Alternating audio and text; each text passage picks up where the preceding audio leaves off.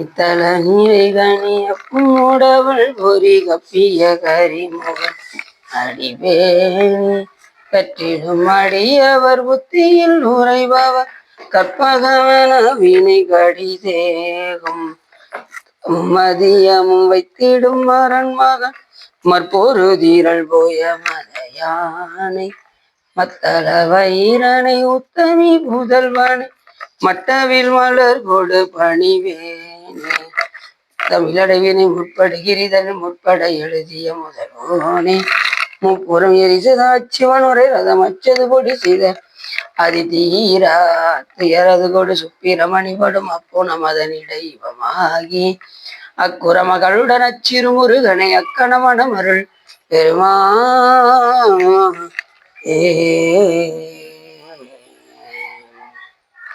எந்தாயும் எனக்கருள் தந்தையும் நீ சிந்தாகுலமானவை தீத்தனையாள் கந்த கதிவேவனே உமையாள் மைந்தா குமரா மறைநாயகனே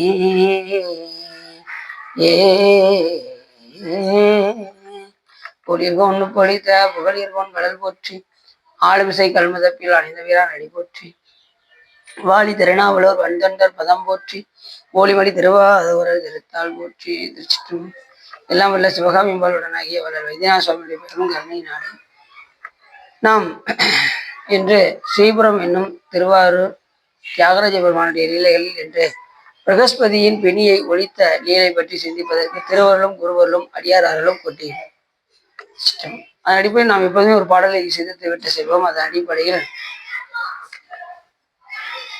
பைய சுடர்விடு நாகப்பள்ளி கொள்வான் உள்ளத்தானும் கையெஞ்சி 4 உடையான் கால்விர அடர்த்தானும் பொய்யஞ்சி வாயுவைகள் பேசி புகழ் புரிந்தார்க்கு அருள் செய்யும் ஐயஞ்சின் அப்புறத்தானுக்கும் ஆரூர் அமர்ந்த அம்மானே என்று அருமையாக பாடுகின்றார். அது அபசம் என்ன சொல்ல வருகின்றார் என்று சொன்னால், பையம் சுடர்விடு நாக பள்ளி கொள்வான் உள்ளத்தானும் அப்படின்னு பார்த்தா, இந்த நாகத்துல எப்பயுமே ஒரு பை இருக்கும். என்ன பையன்னா நஞ்சு பைய உள்ள இருக்கும் நாகத்துல. ரெண்டாவது, அது எப்பயுமே அதனுடைய ஒளி சுடர் விட்டு எரிந்து கொண்டே இருக்கும். அதனுடைய உச்சியில அப்படியே மாணிக்க கற்களை அது உமிழும். எது? அந்த நாகம். அது விலை உயர்ந்த கல் எது என்று கேட்டால் இந்த மாணிக்க கல். இந்த நாகம் இடக்கூடிய அந்த கல் நாகக்கல், அதாவது இந்த மாணிக்கக்கல் மிக உயர்ந்த வகையான கல். அதனாலதான் மாணிக்கவாசகர் பெருமானுக்கு உன்னுடைய பாடல்கள் எல்லாம் மாணிக்கம் போல் விளக்குகின்றது அப்படின்னு மாணிக்கவாசகர் என்று சிவபெருமான் வைத்தார். ரத்தினங்களிலே உயர்ந்தது எது என்று கேட்டால் இந்த மாணிக்கம். அதனால 63 திருவிளையாடல்ல சிவபெருமான் மாணிக்கம் விற்ற பாடல்களே வரும். அப்படி ஒரு தனி சிறப்புடையது இந்த நவரத்தினங்களில் ஒன்றான இந்த மாணிக்கம். அப்படி சுடர்விடக்கூடிய ஒளி பொருந்திய நாகத்திலிருந்து வருகின்ற அந்த நாகத்தையே என்ன செய்யறாராம், நாகப்பள்ளி கொள்வானும் அதன் மேல் அமர்ந்து சயனம் செய்கின்றாரே திருமால். அவருடைய உள்ளத்துல எப்பயுமே சிவபெருமான் விளங்கி தோன்றுவார் அப்படின்னு சொல்றாரு. எப்பயுமே தியாகராஜ பெருமானை என்ன செய்வாரான், நெஞ்சத்திலே வைத்திருப்பாராம், பூசித்து கொண்டே இருப்பார் திருமால். நீ எப்பயும் பாத்தீங்கன்னா சில திருக்கோயில பாத்தீங்கன்னா இப்படி சிவ பூஜை பண்ண மாதிரி இருக்கும். பாத்தீங்கன்னா தெரியும். திருவனந்தபுரத்துல இருக்கோம். சில கோயில்ல பாத்தீங்கன்னா அது சில இடத்துல அதை மறைச்சு வச்சிருப்பாங்க சிவலிங்கத்தை. அவர் சைலத்திலே அப்படி பார்த்தீங்கன்னா கீழே சிவலிங்கத்தில் அப்படி பூஜை பண்ண மாதிரி இருக்கும். பூஜை பண்ண மாதிரி போட்டிருக்க படம் சிறப்பு. அதுதான் கரெக்டு. அந்த படம் அப்படி எந்த நேரமும் இருதய கவனத்தில் வைத்து பூசிக்கின்றார். யாரு? திருமால். யார? ஆரூர் பெருமான. பொங்கவளத்து அயனோடு மால் அறியாத நெறியானி கோங்கலசை குவிமலையால் கூறா வெந்நீராடி கோங்கையில் சூழ் திருவாரூர் உடையானே அடியேனை அப்படின்னு அந்த பாட்டுல பாடுறாருல மாணிக்கவாசகர். அந்த அளவுக்கு பெருமான் அங்க எப்படி இருக்காருன்னா, ஆரூரை அம்மானாக அந்த திருமாலுடைய உள்ளத்துல எப்பயுமே குடிகொண்டு இருக்கக்கூடிய பெருமான். கையஞ்சி 4 உடையானை கால்களால் அடர்த்தான். கை 5 ஐநாங்க 20. 10 தலை ராவணனுக்கு எத்தனை கை? 20 கை. அந்த 20 கையை உடைய ராவணன் என்ன செய்தான் என்றால், கால் விரலால் அவருடைய கால் விரலினால் சிவன் என்ன பண்ணாரோ அவருடைய கையை லேசா பிரஸ் பண்ணார். எதுக்காக அப்படின்னா, இலங்கை மன்னன் எடுத்த அடுக்கள் மேல் தளங்கொள் கால் விரல் சங்கரன் ஊன்றலும் வழங்கி வாய்மொழி செய்தவன் உய்வகை நலங்கொள் நாமும் நமச்சிவாயவே என்று ஞானசம்பந்த பெருமான் சொல்வதற்கிணங்க இவர் என்ன பண்ணாரு, அப்படியே கைலாய மலைய அப்படியே ஒரு வளம் வந்துகிட்டு இருந்தார். அப்ப கைலாய மலையும் தென்பட்டது. அதையே தூக்கி அசைச்சிட்டு அவன்ட்டு போயிடுவோம் அப்படின்னு பார்த்தாரு. அப்படி தூக்குனதும் கைலாய மலையே அப்படி ஒரு அசைவாச்சு. உடனே சாமி என்ன பண்ணாரு, தன்னுடைய கால் விரலினால் அப்படி லேசா அப்படி ப்ரெஸ் பண்ணார். அவனால எடுக்க முடியல. சாமி லேசா தான் ப்ரெஸ் பண்ணாரு. அவர் எப்பயுமே சிவபெருமான் முழு தரத்தெல்லாம் பயன்படுத்தவே மாட்டார். லேசா ப்ரெஸ் பண்ணா அவனால தாங்க முடியாம துடிக்கிறான். அந்த நேரத்துல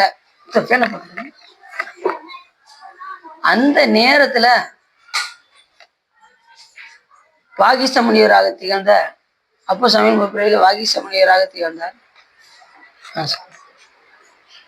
வாகிஷ்ட முனிவர் எப்பா சிவபெருமான சாமகானத்தில் பாடு உன்னை சிவபெருமான் விட்டு விடுவார் என்று சொல்ல, உடனே அந்த நேரத்துல என்ன செய்ய முடியும்? இங்க கையில மிதிச்சிருக்காரு சாமி. இப்ப அந்த நேரத்துல என்ன செய்யணும்னு பார்த்தாரு. 10 தலையில ஒரு தலையை எடுத்தாரு. அது வீணையுடைய மண்டையாக ஆக்குறார். இப்ப நரம்பு வேணும். தன்னுடைய உடம்புல உள்ள நரம்பு எடுத்து அப்படியே வீணையாக வைத்து மீட்டினார். சாமகானம் பாடினார். சிவபெருமான் அவரை அப்படி விட்டுட்டார். ஏன்னா சிவபெருமான் இசைக்கு மயங்கக்கூடியவர். அதாவது கூடும் இசையால் கோலை மிடராக கவி கோலும் இலவாக இசை கூடும் வகையால் ஏழை அடியாரவர்கள் யாவை சொன்ன சொல் மகிழும் ஈசன் இடமாம் என்று ஞானசம்பந்த பெருமான் சொல்றாரு. இசைனா போதும், சாமிக்கு ரொம்ப பிடிக்கும். ஆனா என்ன அப்படியே புல்லாங்குழல் ஊதியே சுவாமி திருடியா இருந்துச்சு. அதுல பஞ்சாட்சரத்தை வச்சு உள்ளே ஓதி அதை வைத்தே ஊதியே என்ன பண்ணாரு, சுவாமி கைலாயம் சென்றார். அப்ப முதத்துல சுவாமி இசைனா சுவாமிக்கு ரொம்ப பிடிக்கும். அது இசையோடு கூடிய பாடல்கள் அப்படின்னா ரொம்ப ரொம்ப பிடிக்கும். தேவார திருவாசக பாடல்களை எல்லாம் இசையோடு பாடணும். அதை இசையோடு பாடணும், இசைந்து பாடணும், மனம் விருப்பத்தோடு பாடணும். அதுதான் ரொம்ப முக்கியம். கோயில சொல்லியிருக்காங்க பாட்டு பாடினா ஏதோ நல்லதுன்னு சொல்றாங்க, எதுக்கும் பாடித்தான் பார்ப்போம் அப்படிலாம் இல்லாம மனம் உருகி சாமியை வழிபாடு செய்து பாட வேண்டும். உருகி உருகி வழிபடும் அடியவர் தமக்கு ஒரு நோய் அடையாது. உருகி உருகி சாமியை போட்டணும், உருகி உருகி பாடணும், என்பு உருக பாடணும், மனம் விருப்பத்தோடு பாடணும், சிவபெருமான் மனம் மகிழும்படி பாடணும், நெக்கு நெக்கு பாடணும், உள் உருகி உருகி பாடணும். நிறைய விஷயங்கள் இருக்கு. என்பு நைந்து பாடணும். அப்படி போற்றி நாம இசையோடு இறைவனை நாம் வழிபாடு செய்தால், இசையோடு பாடி வழிபாடு செய்தால் சிவபெருமான் எண்ணில்லாத அருள்களை செய்வார் என்று கூட அப்போ சாமி சொல்றார். அளப்பில் கீதம் சொன்னாருக்கு அடிகள் தாம் அருளுமாறு என்று சொல்வதற்கிணங்க சுவாமி எண்ணில்லாத அருள்களை சிவபெருமான் தந்தார். இது அங்க வச்சுன்னு சொன்னான் இல்ல அப்படி வச்சுருங்க. எண்ணில்லாத அருள்களை சிவபெருமான் தந்தார். அப்ப எப்படி சொல்றாரு பாருங்க. அப்ப இசையோடு கூடிய பாடல்கள் சிவபெருமானுக்கு. அதுலயும் நம்ம பாண்டிய நாட்டுல இருக்கோம். நாம என்னதான் செய்யணும்? பாடிதான் ஆகணும். அதுலயும் இறைவனை போற்றி புகழ்ந்து பண்ணோடு பாடினால் சிவபெருமான் எண்ணில்லாத மகிழ்ச்சியோடு இருப்பார். சிவபெருமான மன மகிழ்ச்சி அடைய வைக்கணும் அப்படின்னா நீங்க பாட்டு பாடினா சிவபெருமான் மகிழ்ந்துருவார். சார் அந்த அளவுக்கு சாமி மேல நாம அவரை போற்றி நாம் பாட வேண்டும். பாடுதலுக்கு அவ்வளவு சிறப்பு. சில பேர் பார்த்தீங்கன்னா எனக்கு சரியா பாட வராதுங்க, பரவாயில்ல, எப்படியாவது இசைஞ்சு பாடணும், அவ்வளவுதான். ஒரு ராகத்தை இழுத்தாவது என்ன செஞ்சிடணும், சுவாமியை போட்டு எப்படியாவது பாடிடணும், அவ்வளவுதான். ஓரளவுக்கு இசைஞ்சு சும்மா வாசித்து விடாம ஓரளவுக்காவது இசைஞ்சாவது இறைவனை பாடினால் போதும். இப்ப உதாரணத்துக்கு கொஞ்சம் சொல்றேனே, தலையே நீ வணங்காய் தலை மாலை தலை கணிந்து அப்படிங்கிறத தலையே நீ வணங்காய் தலை மாலை தலை கணிந்து தலையாலே போய் தேரும் தலைவனை தலையே நீ வணங்காய் அப்படின்னு வாசித்து விடாம ஓரளவுக்கு சேர்ந்து தலையே நீ வணங்காய் கொஞ்சம் இழுத்து கொஞ்சம் ராகம் போட்டு சாமியை போட்டி பாடினா கொஞ்சம் நல்லா இருக்கும். ஏன்னா ஞானசம்பந்தர் அதான் சொல்றாரு, இசைந்து பாடணும். கோலைமிடராக கவிகோலும் இலவாக இசை கூடும் வகையால் ஏழை அடியார் அவர்கள் யாவை சொன்ன சொல் மகிழும் ஈசன் இடமாம். எப்படி சொன்னாலும் சரி, ஆனா இசைஞ்சு பாடணும், அவ்வளவுதான்.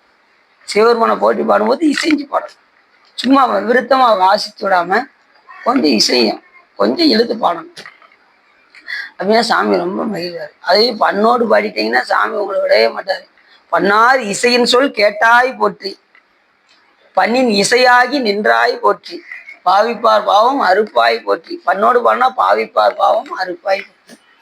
சாமிக்கு பாட்டுனா ரொம்ப பிடிக்கும். பாடலோடு இசையோடு கூடிய பாடல்கள். அப்படி ராவன் தன்னுடைய மண்டையை எடுத்து தன்னுடைய உடம்புல உள்ள நரம்புகள் எல்லாம் எடுத்து வீணையாக மீட்டினான். சிவபெருமன் அவரை விட்டுட்டாரு. ஏன்னா பாட்டு பாடினா சிவபெருமன் அதுக்கு அப்படியே மயங்கிடுவார். அப்படிதானே திருமறைக்காட்டுல அப்பர் சுவாமிகள் அப்படியே 10 பாட்டு பாடிக்கிட்டே இருந்தாரு. சிவபெருமன் அப்படியே மகிழ்ந்து கேட்டுக்கிட்டே இருந்தார். பன்னிலேர் மொழியாள் உமை பங்கரோ மன்னினால் வலம் செய் மறைக்காடரோ கண்ணினாள் உமை காண கதவினை திண்ணமாக திறந்து அருள் செய்மினே.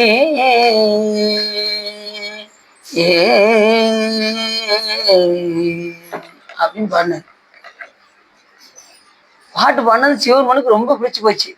சரி, அடுத்த பாட்டுன்னு சாமி கேட்டுக்கிட்டே இருந்தாரு. 10வது பாடல் தான் என்ன செஞ்சாரு, அந்த கதவையே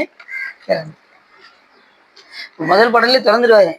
இருந்தாலும் இல்லைன்னா முதல் பாடலே திறந்தாச்சுன்னா மீதி பாட்டு கிடைக்காம போயிடும். சாமி எல்லா பாட்டும் பாடட்டும் அப்படின்னு பாட்டு வாங்கிட்டார். அதே மாதிரி கூட்டுறாரு பாட்டு படிக்கும்போது முதல் பாட்டிலே சாமி நீக்கிடுவாரு. ஒரு பாட்டே போதும். அந்த ஒரு பாட்டிலே நீக்கிருந்தாலும் மீதி பாட்டு 30 பாட்டு நமக்கு கிடைச்சிருக்காரு.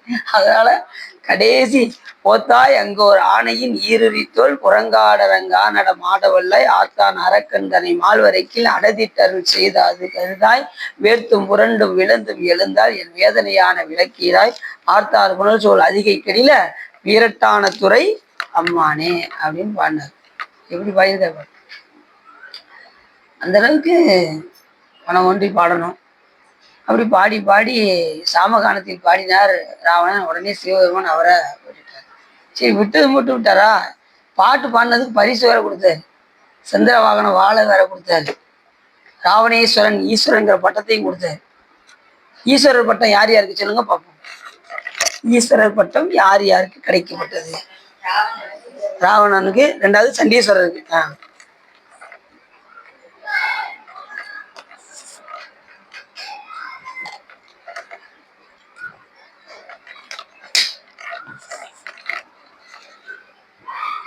எல்லாம் சொல்லுவாங்க, சிவா நீங்க ஒரு ஆளை விட்டுட்டீங்க என்ன அப்படின்னு கேட்டோம்னா, சனீஸ்வரன் நீங்க விட்டுட்டீங்க.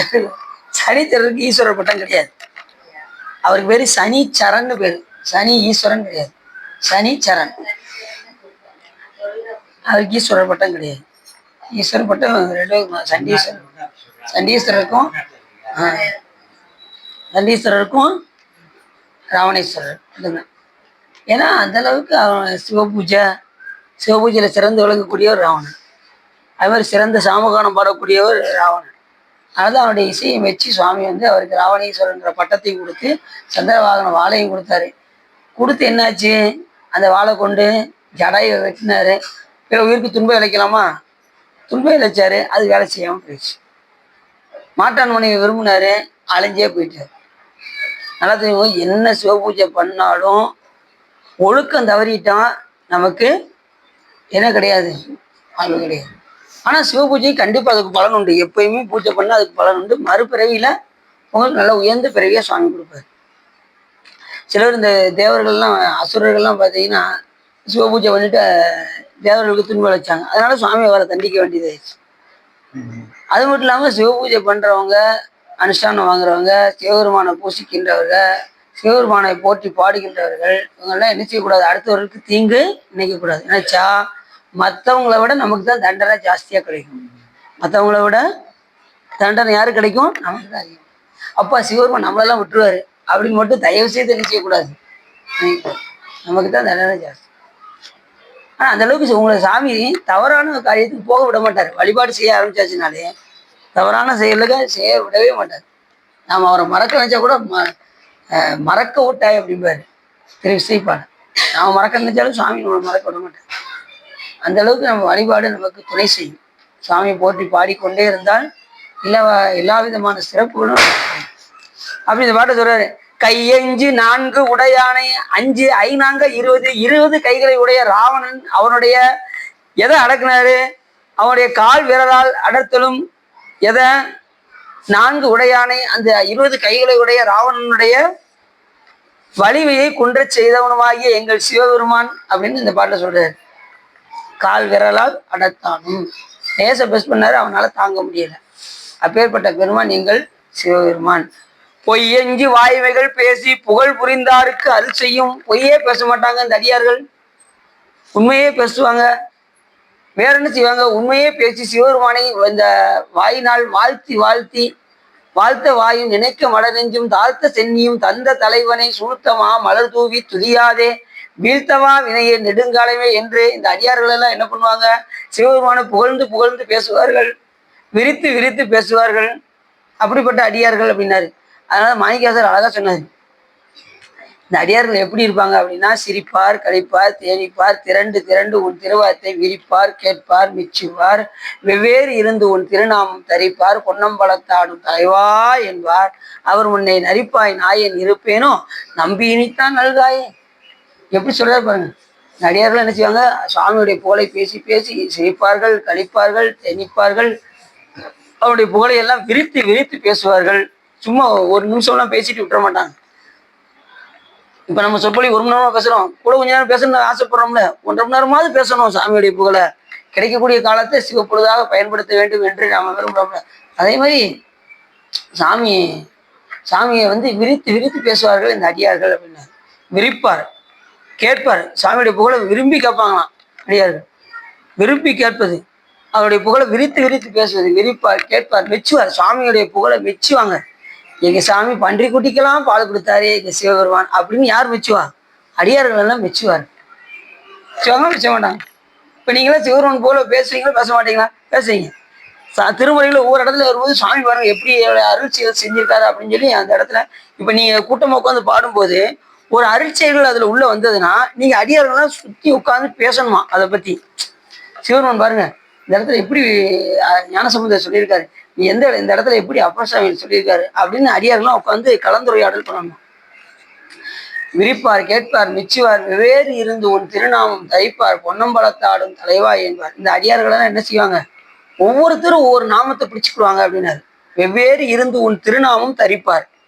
ஒருத்தர் வைத்தியநாதான் பாரு, ஒவ்வொருத்தவங்களுக்கு ஒரு நாமம் சிறப்பா இருக்கும். ஒருத்தவங்க வைத்தியநாதாம்பாங்க, ஒருத்தவங்க சொக்கநாதாம்பாங்க, ஒருத்தவங்க சகசலிங்கேஸ்வராம்பாங்க, ஒருத்தவங்க கருணலிநாதரா அப்படிம்பாங்க. இப்படி ஒவ்வொருத்தவங்களுக்கு அந்த சுவாமி எந்த சுவாமி ஆட்கொண்டாரோ அந்த நாதரை பிடித்து கொண்டு விட மாட்டார்கள். அப்படி கொண்ட கொள்கையில உறுதியாக இருப்பார்கள் என்ற அடியார்கள்.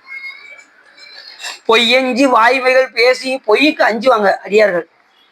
அப்படி அஞ்சணும். பொய் பேசுறதுக்கு இப்படி ஒரு பொய் சொல்ல போறோம், நாளைக்கு இதுக்கு என்ன தண்டனை அப்படின்னு யோசிச்சு பார்த்துட்டு பொய் சொல்லணும். இது பொய் சொல்லவே கூடாது. முதல்ல பொய் சொல்ல வேண்டிய சூழ்நிலை வந்ததுன்னா, அதாவது நம்ம இதில் என்ன சொல்லியிருக்காங்கன்னா, சிவ நல்வினைக்காக உலக அறத்தை தூக்கி எறிஞ்சிடலாம்னு சொல்லியிருக்காங்க. இப்ப கோயில் போக விடலன்னு வச்சுக்கோங்க, அந்த இடத்துல நீங்க என்ன செய்யலாம்? ஒரு பொய் சொல்லிட்டு அது தப்பு கிடையாது. பொய்மையும் வாய்மையிடத்த புரைதீர்ந்த நன்மையும் பயக்கும் வேண்டும். நமக்காக வள்ளுவர் பாடி வச்சிருக்காரு. திருக்கோயில் போறதுக்கு என் மனைவி விட மாட்டேங்கிறாங்க அப்படின்னு நாங்க நினைச்சுக்கோங்க. நீ அந்த நேரத்துல நான் அந்த வெளியில போயிட்டு வந்துடுறேன் அப்படின்ட்டு நேரைக்கு சொற்பொழி கேட்க வந்துடலாம், தப்பே கிடையாது. அப்படி பொய் அஞ்சி வாய்மைகள் பேசி உண்மையே பேசுவார்கள் அடியார்கள். பேசி புகழ் புரிந்தாருக்கு அருள் செய்யும். அப்படி பெருமானுடைய புகழை பேசுகின்ற அடியார்களுக்கு சிவன் என்ன பண்ணுவாராம்? அருள் செய்வார். எப்படி அருள் செய்வார்? பாடுகின்ற அடியார்களுக்கு அடுமணியே பணியாய் அருள்வாய் என்று கேட்கின்ற அந்த அடியார்களுக்கு அருள் செய்யும் விதமாக நாடும் நகரமும் நற்திரு கோயிலும் தேடி திரிந்து சிவபெருமான் என்று பாடுமின் பாடி பணிமின் மணிந்தபின் கூடிய நெஞ்சத்து கோயிலா கொள்வானி என்று சொல்வதற்காக இந்த அடியார்கள் எல்லாம் புகழ்ந்து பாடுவார். அவர்களுக்கு அருள் செய்யும் விதமாக எங்கள் பெருமான் ஐயஞ்சின் அப்புறத்தானுக்கும் ஐயஞ்சு எத்தனை இருந்துச்சு? 25 தத்துவத்துல யார் இருக்கா? ஸ்ரீகண்ட பரமேஸ்வரர் இருக்கா. ஸ்ரீகண்ட பரமேஸ்வரர் தான் இந்த உருவம் தாங்கி வருகின்ற எல்லா நிலையிலையும் ஸ்ரீகண்ட பரமேஸ்வரர் தான் வருவார். அதாவது 36 தத்துவத்துல 25வது தத்துவத்துல இருக்கிறது யார் அப்படின்னா ஸ்ரீகண்ட பரமேஸ்வரர். ஸ்ரீகண்ட இப்ப 64 திருவிளையாடல் நடத்தினது, நம்ம கோயில 24 திருவிளையாடல் நடத்தினது, இதெல்லாம் யார் செய்தா அப்படின்னா ஸ்ரீகண்ட பரமேஸ்வரர். புலித்தோல் அணிஞ்சிருக்காரு பார்த்தீங்களா? இந்த தியானம் பண்ண மாதிரி போட்டிருக்கும் படத்துல எல்லாம் பார்த்தீங்கன்னா தெரியும். கொஞ்ச நேரம் ஆகட்டும். அவர் தான் 64 திருவிளையாடல் நடத்தினது. இந்த பூலோகத்துல வந்து எல்லாமே செய்தது அவர் தான். தியாகராஜ பெருமானாகவும் வந்தது யாரு? ஸ்ரீகண்ட பரமேஸ்வரர். அவர் தானே கடல் நஞ்ச விடுறாரு பார்த்தீங்களா? அதுதான் திரு நீலகண்டம் சொல்றோம் பார்த்தீங்களா? அப்ப ஸ்ரீகண்ட பரமேஸ்வரர் ஐயஞ்சின் அப்புறத்தானுக்கும் அந்த ஐயஞ்சா 25 இந்த 25 தத்துவத்தையும் கடந்து நிற்கின்றவர் இறைவன். அப்புறத்தானுக்கும் அதையும் தாண்டி இந்த 24 தத்துவத்தை கட் பண்ணா தான் நம்ம 25 தத்துவத்தில் இருக்கக்கூடிய ஸ்ரீகண்ட பரமேஸ்வரர் உலகத்துக்கு நாம் என்ன செய்ய முடியும்? போக முடியும். அதுக்கப்புறம் 7 தத்துவத்தை கட் பண்ணாதான் அனந்த தேவர் உலகத்துக்கு போக முடியும். அதுக்கு மேல 5 தத்துவத்துல போய் நின்னாதான் நாம சுத்த சிவம். சாமி இன்ன தன்மையன் என்று அறிவொன்னா எம்மானை எளிவந்த பிரானை அன்னம் வைகும் வயற்பான தனி ஆரூரானை மறக்கலுமாமே என்று சொல்வதற்கிறாங்க. சுத்த சிவத்திட்ட போய் நாம ஐக்கியமாக முடியும். சிவபெருமானோடு 2 அறை நம்ம கலக்க முடியும். அவர் எப்படி இருப்பாருன்னு யாராலையும் கணிக்கவே முடியாது. சுத்த சிவத்தை எப்படின்னே கணிக்க முடியாது. அவர் இன்ன தன்மையன் என்று அறிவொன்னா எம்மான். அவர் எப்போதான் தன்னுடைய உருவத்தை காமிப்பார் அப்படின்னா, இந்த உயிர் முக்தி காலத்துல என்னை காட்டி உன்னை காட்டி இன்ப தொட்டிலே ஆட்டி வளர சொக்கநாதா என்று குருஞான சம்பந்தர் சொல்வதற்கு எனக்கு முக்தி காலத்துலதான் நம்ம உயிரையும் காட்டுவாரு, தன்னையும் காட்டுவாராம். அது வரைக்கும் உயிர் நம்ம கண்ணுக்கு தெரியுதா? உடம்புலதான் இருக்கு உயிர். யாராவது எனக்கு இதுதான் உயிர் தனியை பிரிச்சு சொல்ல முடியுமா? அதுக்கு ஒரு பெரிய வாதம்லாம் நடந்திருக்கு. சித்தாந்தில பார்த்தீங்கன்னா உளது இலது என்னதின் என்னலின் அந்த பாட்டுல சொல்றாருல, ஆளாளுக்கு இந்த உடம்பு தான் உயிர், கண்ணில் இருக்கு உயிர், நெஞ்சில் இருக்கு, இருதயத்தில் இருக்கு, ஆளாளுக்கு உயிர் சொல்லிக்கிட்டு இருக்க வேண்டியதான். அது எந்த இடத்துல இருக்குன்னு அது நம்ம உடம்புக்குள்ள மட்டும் இல்லை, நம்ம உயிரானது வெளியிலே இருக்கு. உங்க வியாபகம் எந்த அளவுக்கு நீங்க எண்ணுகின்றீர்களோ அந்த எண்ணத்துக்கு தகுந்தவாறு உங்களுடைய உயிருடைய வியாபகம் செல்லும். அதுக்கு மேல உங்களால செல்ல முடியாது. இறைவன் அதுக்கும் அப்பாற்பட்டது. அப்படி ஐயஞ்சின் அப்புறத்தானுக்கும் அப்படி இருக்கக்கூடிய பெருமான் ஆரூர் அமர்ந்த அம்மானே அப்படின்னாரு. அப்போ சாமி நீங்க சிவபெருமான் எப்படிப்பட்டவர் அப்படின்னா, பையம் சுடர்விடு நாகப்பள்ளி கொள்வான் உள்ளத்தானும் திருமாலுடைய உள்ளத்துல எப்போதும் குடிகொண்டு விளங்குபவனும் கையஞ்சி நான்குடையானை கால்விழால் அடத்தானும் அந்த ராவணனுக்கு அருள் செய்த பெருமானும் பொய்யஞ்சி வாய்வுகள் பேசி புகழ் புரிந்தாருக்கு அருள் செய்யும் இந்த அடியார்களுக்கு அருள் செய்யும் பெருமானும் ஐயஞ்சின் அப்புறத்தானும் 25 தத்துவத்தை எல்லாம் கடந்திருக்கக்கூடிய பெருமானும் இப்ப எங்க இருக்காருனாரு? ஆரூர் அமர்ந்த அம்மானி. அப்படிப்பட்ட பெருமான் எங்கள் ஆரூரில் இருந்து அருள் செய்கின்றார் அப்படின்னு இந்த பாடல்ல அப்பசாமி சொல்றாரு. இதெல்லாம் எப்படி சொன்னார் அப்படின்னா, அந்த அடியார்கள் எல்லாம் ஒரே இடத்துல கூடினார்கள். எங்க திருப்புகலூர்ல ஏற்கனவே திருஞான சம்பந்த பெருமான், திருநீலக்க நாயனார், முருக நாயனார், திருநீலகண்ட யாழ்ப்பாண நாயனார் எல்லாரும் ஒருங்கு கூடி உட்கார்ந்துருக்கும் போது அந்த இடத்துல அப்பர் சுவாமிகள் அங்க வர்றாரு திருப்புகலூர். அப்படி வரும்போது நீ எங்க போய் வருகிறீர்கள் என்று அவர்கள் கேட்க, நான் திரு ஆரூருக்கு சென்று வருகின்றேன் அப்படின்னு இந்த பாட்டுல அங்க எப்படி சுவாமி இருந்தாரு, அங்கே திருவிழாக்கெல்லாம் நடந்ததே எப்படி இருந்தது அப்படின்னு சொல்லும்போது தான் முத்துவிதான பாடலை பாடினார். அப்போ முத்துவிதான பாடல் பாடினா இப்போ இது பாடிலம் புதத்தினான். இப்படி நிறைய ஆரூர் பெருமானை பத்தி அப்போ சுவாமிகள் நிறைய பாடல்களை பாடியிருக்காரு. அப்ப அந்த முத்துவிதான பாடலை பாடியிருக்காரு. இப்ப அங்க போகும்போதே திருவாரூருக்கு போகும்போதே இந்த பாடிலம் பூதத்தினாலுங்கிற பாதியத்திலையும் யார் பாடுறா? அப்போ சுவாமி பாடுறாரு. இந்த பாடல் பாடும்போது ரொம்ப சூப்பரா இருக்கும். பாடிலம்பூதத்தினாள் அவள செவ்வாய் வண்ணத்தானும் அப்படி பாடணும். இவன் பையம் சுடர் விடுநாக பள்ளி கொள்வான் உள்ளத்தானும் கையஞ்சு நான்குடையானே கால் வீரலால் அடத்தானும் பொய்யஞ்சி வாய்மைகள் பேசி புகழ் புரிந்தார் கருள் செய்யும் ஐயஞ்சி நப்புறத்தானும் ஆரூர் அமர்ந்த அம்மானே அப்படின்னு நம்ம ஒவ்வொரு நாளும் எடுக்கும்போது ஒவ்வொரு 10 பாட்டா எடுத்துட வேண்டியதுதான். எல்லா பதியத்தில் உள்ள பாடலையும் நம்ம என்ன செஞ்சிடலாம், ஓரளவுக்கு இந்த 364 வர முடியும் நம்ம அந்த பதியத்தில் உள்ள பாடலாம் பார்த்துடலாம். சரி, இப்ப என்ன சொல்ல போறான்னு பார்ப்போம். இப்ப நம்ம கதைக்குள்ள போயிட போறோம். பிரகஸ்பதியின் பிணியை ஒழித்த லீலை. முற்காலத்தில் பக்த ரட்சணத்துக்காகவே கண் விழித்துக் கொண்டிருக்கும் தியாகராஜர் தனது அற்புத சக்தியினால் அரக்கர்களையும் அசுரர்களையும் மாய்த்து விட்டபடியால் உலகில் முனிவர்களும் சாதுக்களும் ஆங்காங்கே யாகம் செய்து வந்தார்கள்.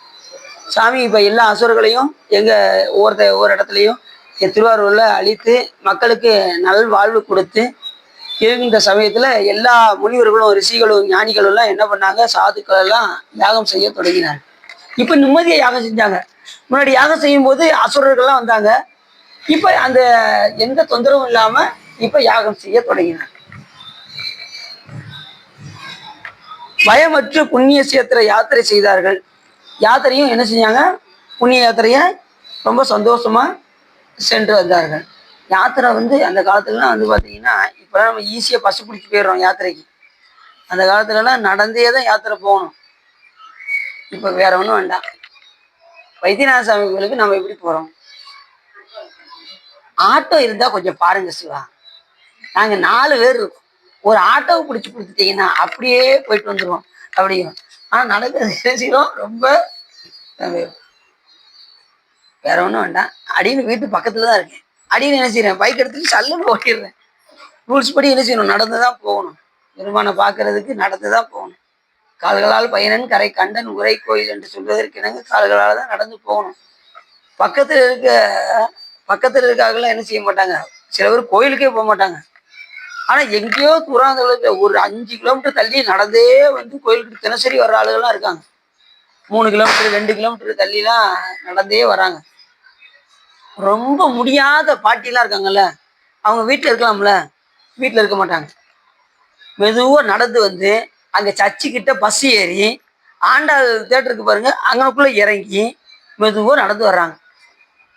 இம்மா எங்க இருந்துமா வரீங்க அப்படின்னு கேட்டா, தம்பி நான் இந்த ராட்டம் சுத்துவாங்க பாருங்க, ராடு சுத்துறாங்கல்ல, அங்க இருந்து வரேன். எந்த தெருவு அப்படின்னு கேட்டோம்னா, அவங்க தெரு சொல்ல தெரியல, ரொம்ப வயசான பாட்டி. எதுக்கு வந்திருக்கீங்க? சிவன் கோயிலுக்கு வந்தேன் அப்படின்னா. எப்படி வந்தீங்க? சர்ச்சு கிட்ட பஸ் ஏறி ஆண்டாள் தேட்டர்கிட்ட இறங்கி அப்படியே மெதுவா நடந்து வரேன் தம்பி அப்படின்னாங்க. எனக்கு தூக்கி வாரி போட்டுருச்சு.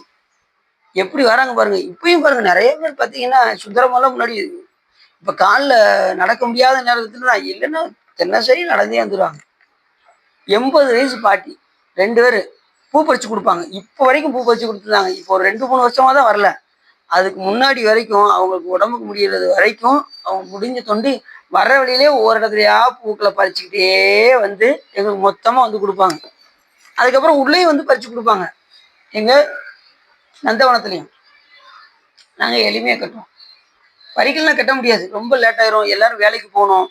அதனால அவங்க எங்களுடைய சூழ்நிலையை அறிஞ்சு அவங்களே பூவெல்லாம் பறிச்சுட்டு வந்துடுவாங்க. உள்ளேயும் பறிச்சு கொடுப்பாங்க, நாங்கள் ஈஸியாக கட்டிட்டு வந்துடுவோம். வயசு தானே 80 வயசு. 80 வயசுலயும் அந்த உரைப்பு. இது சொல்றீங்க, நம்ம நந்தவனத்து விநாயகர் கோயில் முன்னாடி இருக்கும். அங்கிருந்து அந்த சைடு பஞ்சாயத்து யூனியன் இருக்கு பார்த்தீங்களா, பஞ்சாயத்து யூனியன் கிட்ட ஒரு பாட்டி இருக்காங்க. இப்படி கூலியே தான் வருவாங்க. அவங்க எப்படி வருவாங்கன்னா, இப்படி கூடல் தான் இருக்கும். இப்படி குனிஞ்சுக்கிட்டே கோயிலில் சாமி கும்பிட்டுட்டு, சாமி கும்பிட்றதுக்கு முன்னாடி நந்தவனத்துக்குள்ளே வருவாங்க. உள்ளே அருகம்புல்லா பறிப்பாங்க. அருகம்புல்லை பறித்து விநாயகர் பெருமானுக்கு வச்சுட்டு மீதி உள்ளதை சாமிக்கு கொடுத்துட்டு அப்படியே குனிஞ்சிட்டே வீட்டுக்கு வருவாங்க. இதை தினசரி செஞ்சுட்டு இறக்குறதுக்கு நாள் வரைக்கும் செஞ்சாங்க அந்த பணியை. அருகம்புல்லை பறித்து விநாயகருக்கும் சிவபெருமானுக்கும் கொடுத்துட்டு குனிஞ்சுக்கிட்டே போய் வீட்டுக்கு கடைசி இறக்குறதுக்கு நாள் வரைக்கும் வந்தாங்க. மறுநாள் கேட்குறோம், என்ன ஆளை காணோம் அப்படின்னு. அவங்க சாமிகிட்ட போயிட்டாங்க அப்படின்னு. அது எப்படிலாம் இருக்காங்க. பக்கத்துல இருக்காலும் கோயிலுக்கு போகணும். நீங்க நிறைய பேர் பார்த்தீங்கன்னா கோயில் சுற்றி எதுக்கு கடையெல்லாம் இருக்கும், கடையில் இருக்கிறாலே உள்ள போக மாட்டாங்க. ஏன்னா சாமி அவங்கள அழைக்கவில்லை. நிறைய பேர் சொல்றாங்க, நான் கோயிலுக்கு போறேன், நான் நினைச்சாலும் கோயிலுக்கு போக முடியாது. யார் அழைக்கணும்? தினசரி நீங்க கோயிலுக்கு வரீங்கன்னா யாரு உங்களை அழைக்கலாம்? தகதிங்க உங்களை அழைக்கிறார். இந்த உயிர் தன்னை பார்க்க வேண்டும் அப்படின்னு சுவாமி அழைக்கிறார். நீங்க அப்படி யாத்திரையெல்லாம் செய்தார்கள் இந்த முனிவர்களும் ரிஷிகளும் ஞானிகளும். அந்த காலத்துலாம் யாத்திரை நடந்து போய்கிட்டே இருப்பாங்க. இப்ப காசிக்கு போறாங்கன்னு வச்சுக்கோங்களேன், இப்படி நடந்து போய்கிட்டே இருப்பாங்க. எந்த இடத்துல இருட்டுச்சோ அந்த இடத்துல நின்றுவாங்க. அந்த காலத்துல புறந்தெண்ணை கட்டி தான் எல்லா வீடுமே இருந்தது. இப்ப எந்த வீட்லயுமே புறந்தெண்ணெய்னா கிடையாது. அப்படி வச்சு கட்டிட்டாங்கன்னா அவங்களாம் ரொம்ப நல்லவங்க. வெளியில வந்து திண்ணை வச்சு கட்டினாங்கன்னா, படுக்க எங்கும் புறம் திண்ணை உண்டு, பசித்து வந்தால் கொடுக்க சிவன் உண்டு, அப்படிதான் நினைச்சு போவாங்க. எங்கனாலும் சாப்பாடு கிடைக்கும். சிவபெருமான் நம்பி போவாங்க அவங்க பாட்டு. காசி யாத்திரையோ இல்ல வெளியில வேற எந்த திருக்கோயில் யாத்திரையோ இறைவனை நம்பி போய்கிட்டே இருப்பாங்க. அங்கங்க சாப்பாடு கிடைக்கும், வாங்கி சாப்பிட்டுக்கிடுவாங்க. தங்குறதுக்கு அங்கங்க திண்ணைகள் இருக்கும், புறந்திண்ணைகள் இருக்கும். அங்க அப்படியே அமர்ந்து உறங்கிட்டு காலைல விடியவும் அப்படியே எழுந்துச்சு போயிடுவாங்க. இப்ப நம்ம வீட்டுல திண்ணை கட்டியிருந்தோம்னு வச்சுக்கோங்களேன், உதாரணத்துக்கு திண்ணை கட்டிருந்து யாராவது உட்காந்து நீ என்ன செய்யுங்க, எந்திரிச்சு போங்கன்னு சொல்றதுக்கு ஒரு மாதிரி இருக்கும். தண்ணியை லேச அப்படி தெளிச்சு விட்டுறது, தெரியாம தெரியாம தெளிச்சுட்டேங்க அப்படிங்கிறது. அவர் பார்த்துட்டு ஏன் நான் போயிட்டு வரேங்க அப்படின்ட்டு ஓடியே போயிடுவார். அந்த மாதிரிதான் இருக்கு. சில பேர் என்ன சொன்னா கடுந்து பேச ஆரம்பிச்சிருவாங்க. போறீங்களா என்ன பண்ணுங்க அப்படிம்பாங்க சில பேர். அந்த மாதிரிலாம் சரி. மாநில அரக்கர் பயம் இல்லாமல் தியாகராஜன் திருமேனியை கண்டு பணிந்து பாவங்களை போக்கி மகிழ்ச்சியுடன் வாழ்ந்தார்கள். மன்னர் முதலான மானிடர்கள் எல்லாம் சிவபெருமான அரக்கர் பயம் இல்லாம நிம்மதியா வாழ்ந்தாங்க. மண்ணுலகம் முழுவதும் மகிழ்வுடன் விளங்கியது. புண்ணிய விரதம் முதலிய புண்ணிய சேத்திரங்கள் மிக சிறப்புடன் விளங்கின. மண்ணுலகம் இவ்வாறு மேன்மையிட்டு விளங்குகையில் விண்ணுலகில் சுதர்மை என்னும் இந்திர சபையில் வீற்றிருக்கும் பிரகஸ்பதியானவர். இப்ப பாருங்க, சுதர்மை எனும் இந்திர சபை அப்படின்னா அது ஒரு இந்திர சபை. சுதர்மை என்கின்ற இந்திர சபை அப்படின்னா இந்த உலகத்துக்கு இருக்கக்கூடிய இந்திர சபை. அப்போ ஒவ்வொரு உலகத்திலுமே இந்திர சபை இருக்கத்தான் செய்யுதுன்னு தெரியுது. இதுல இருந்து நமக்கு எண்ணில்லாத உலகங்கள் இருக்கா, ஒவ்வொரு இதுலயும் ஒரு சொற்கலோகம் ஒண்ணு இருக்கு. அங்க இந்திரன் இருக்கான். அதை ஏற்கனவே சொல்லிட்டாரு, எண்ணில் இந்திரர் அப்படின்ட்டாரு அப்ப சாமிகள். ஒரு இந்திரர் கிடையாது சார், ஒரு இந்திரர் கிடையாது. எத்தனை இந்திரர் இருக்காங்க? எண்ணில்லாத இந்திரர்கள் இருக்காங்க. அப்ப இந்த இடத்துல சுதர்மை என்கின்ற இந்திர சபையில் அப்படின்னா அப்ப இன்னும் நிறைய இந்திர சபைகள் இருக்குன்னு எடுத்துக்கிடணும். அப்படி சுதர்மை என்கின்ற அந்த இந்திர சபையில் வீற்றிருக்கும் பிரகஸ்பதியானவர் ஒரு நாள் விடியற்காலையில் தேவகங்கையை நீராட சென்றார். தேவகங்கைய பிரகஸ்பதினா யாரு முதல்ல தெரிஞ்சுக்கோங்க. பிரகஸ்பதினா யாரு? குரு பகவான். சரி, எந்த குரு பகவான்? தட்சாமுத்தியா? வியாழகுரு. வியாழகுரு தான் பிரகஸ்பதி என்று. அதுக்கு தேவகுரு என்று பேரு. பிரகஸ்பதிக்கு என்ன பேரு? தேவகுரு. அவர் தேவர்கள் தேவர்களே தலைமையானவர், தலைமை குருன்னே பேரு. யாருக்கு? இந்த பிரகஸ்பதி. இவர் எல்லா கலைகளையும் 64 கலைகளையும் கற்றவர் இந்த பிரகஸ்பதி. தேவர்களாலே குரு என்று அழைக்கப்பட்டவர். இவர் ஆங்கீச முனிவருக்கும் சரத்தா தேவிக்கும் மகனாக தோன்றியவர் இந்த பிரகஸ்பதி. இவர் வடக்கு மற்றும் ஈசான திசைக்கு அதிபதி. அப்படிதான் அந்த சோசியம் உள்ளவங்களுக்கு தெரியும். அதுக்கு அதிபதியா அவரு வடக்கு ஈசான திசைக்கெல்லாம் அதிபதி யாருன்னா இந்த வியாழகுரு. அதே நவகிரகத்துல குரு யாருன்னா அந்த வியாழகுரு தான் குரு. அவர் ரொம்ப நவகிரகத்துல ரொம்ப முக்கியமானவர் அந்த வியாழகுரு. அவர் பார்வை இருந்துச்சுன்னா செல்வம், கல்யாணமா கல்யாண வைபவம் சீக்கிரம் வரும், செல்வம் சீக்கிரம் வரும், அதுமாதிரி புத்திர பேரு வேகமாக கிடைக்கும். குரு பார்வை இருந்தா என்ன அப்படித்தானே? அது மாதிரி திட்டை என்கின்ற ஒரு தளத்துல போய் ஒரு வழிபாடு செய்து வசிஷ்டேஸ்வரரை வணங்கி இவர் என்ன பண்ணாரு, அந்த நவக்கிரகங்கள்ல ஒருவரா ஆனாராம். அதுக்கு முன்னாடி அவர் சாதாரண ஆளதான் இருந்திருக்காரு. திட்டை என்கின்ற ஒரு திருத்தலத்துல போய் சிவபெருமானே, அங்க சுவாமி பேரு வசிஷ்டேஸ்வரன் என்று பெயர், அவரை வணங்கிதான் இவர் நவக்கிரகங்கள் ஒருவராக ஆனார் இந்த பிரகஸ்பதி. ரெண்டாவது, இந்த வியாழர் வியாழ கிரகம் ராஜ கிரகம் என்றே அழைக்கப்படுவான். இவருடைய கிரகம் ராஜ கிரகம். சோதி மஞ்சமும் தெரியும், ராஜ கிரகம் அவரு. அதே மாதிரி பாத்தீங்கன்னா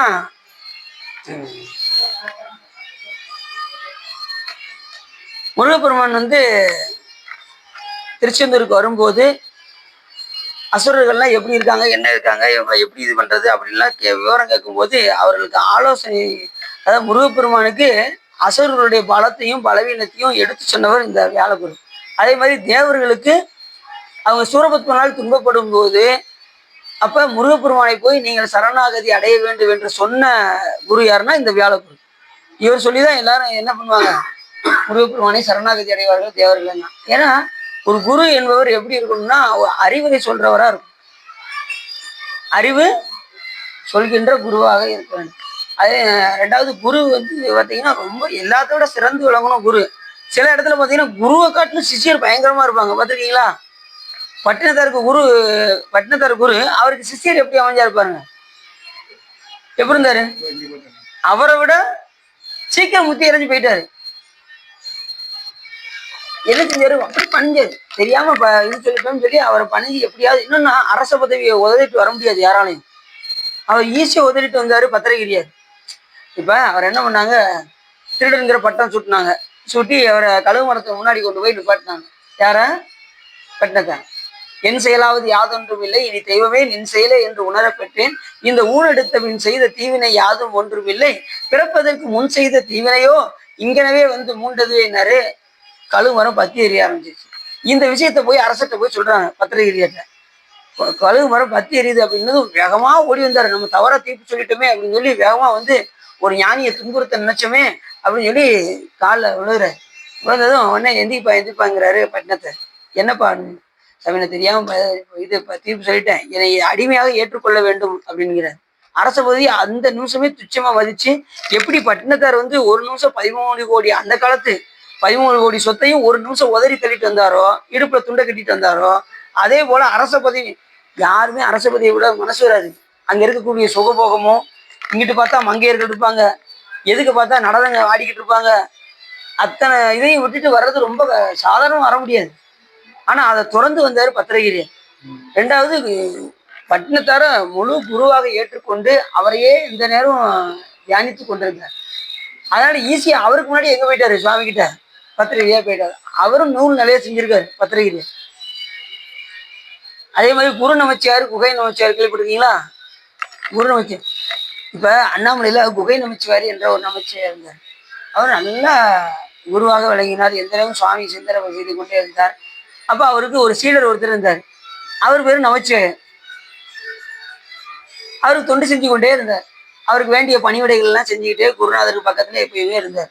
அப்ப திடீர்னு ஒரு நாள் என்ன ஆச்சு அப்படின்னு, திடீர்னு குருநாதருக்கு மட்டும் சிரிக்க ஆரம்பிச்சிட்டாரு. அவர் பார்த்துட்டே இருந்தார். நமச்சிவாயம், குருவே கூப்பிட்டீங்க குருவே அப்படின்னாரு. ஏன் சிரிச்ச அப்படின்னாரு. இல்ல குருவே, திருவாரூர் தியாகராஜ பெருமான் அப்படியே வீதி வளம் வந்துட்டு இருந்தாரா அப்படின்னாரு குருநாதர். வளம் வரும்போது என்னப்பாச்சு அப்படின்னாரு. வளம் வந்துகிட்டு இருந்தாரு. அப்ப கூத்தாடிகள்லாம் கூத்தாடிக்கிட்டு இருந்தாங்க. அப்படி கூத்தாடிக்கிட்டு இருக்கும்போது ஒரு கூத்தாடி மட்டும் கீழே விழுந்துட்டாங்க, மல்லாந்து கீழே விழுந்துட்டாங்க. அதை பார்த்து எல்லாரும் சிரிச்சாங்க, நானும் சிரிச்சேன் அப்படின்னாரு. இவருக்கு ஞான நிஷ்டையில தெரியுது பாருங்க. எங்க இவங்க இருக்குது அண்ணாமலையில, அது நடக்கிறது திருவாரூர்ல. பார்த்தாரு, அப்படியே அவர் மெய் சிலுத்து போயிட்டாரு குருநாதர். இவருக்கு எப்படி இப்படி தெரியுது?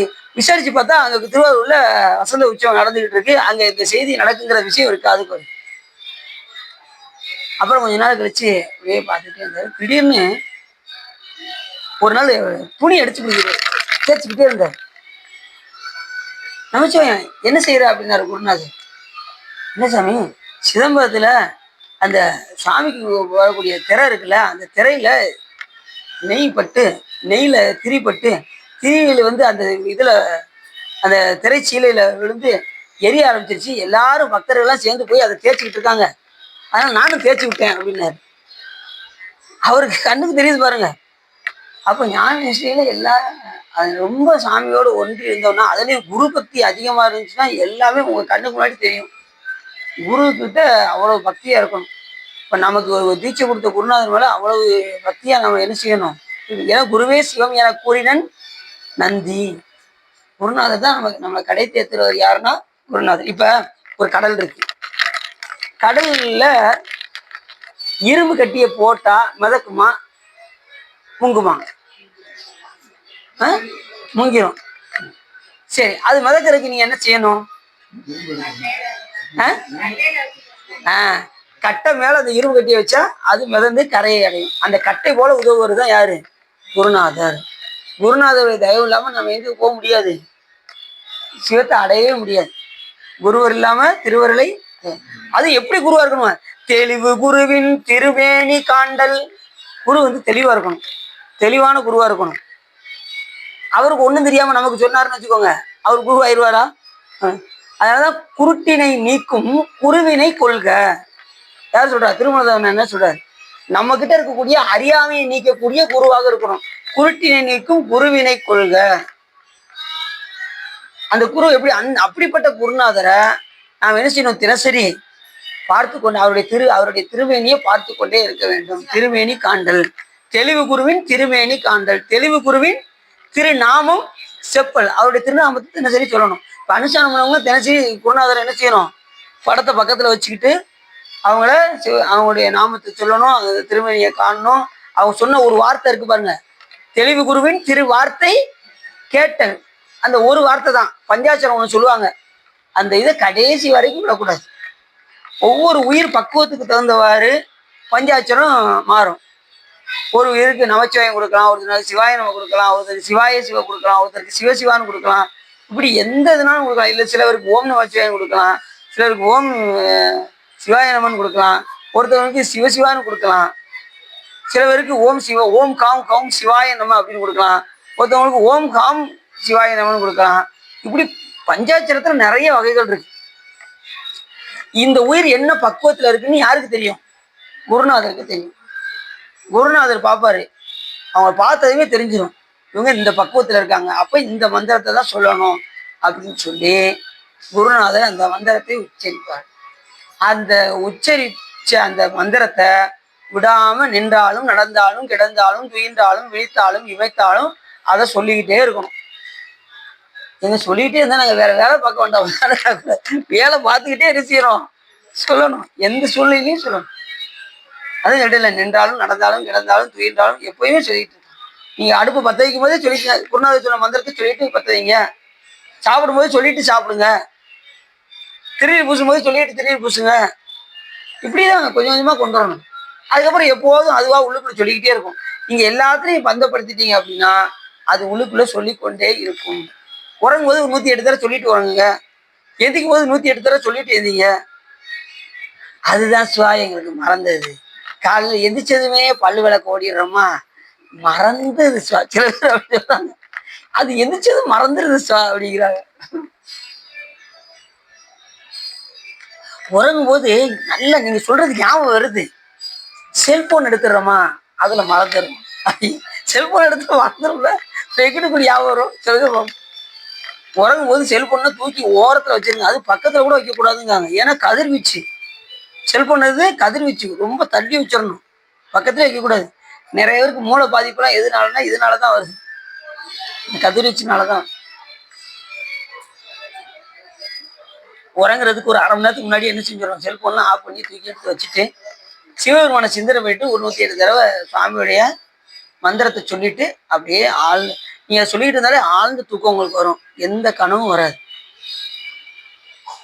அப்படி கனவு வந்ததுன்னா எந்த கனவா வரணும்? உங்களுக்கு சிவபெருமான் கனவுல வரணும். நீங்க சொன்ன மந்திரத்தின் மூலியமா சிவபெருமான் உங்க கனவுல வந்து தோன்றி காட்சியளிப்பார்.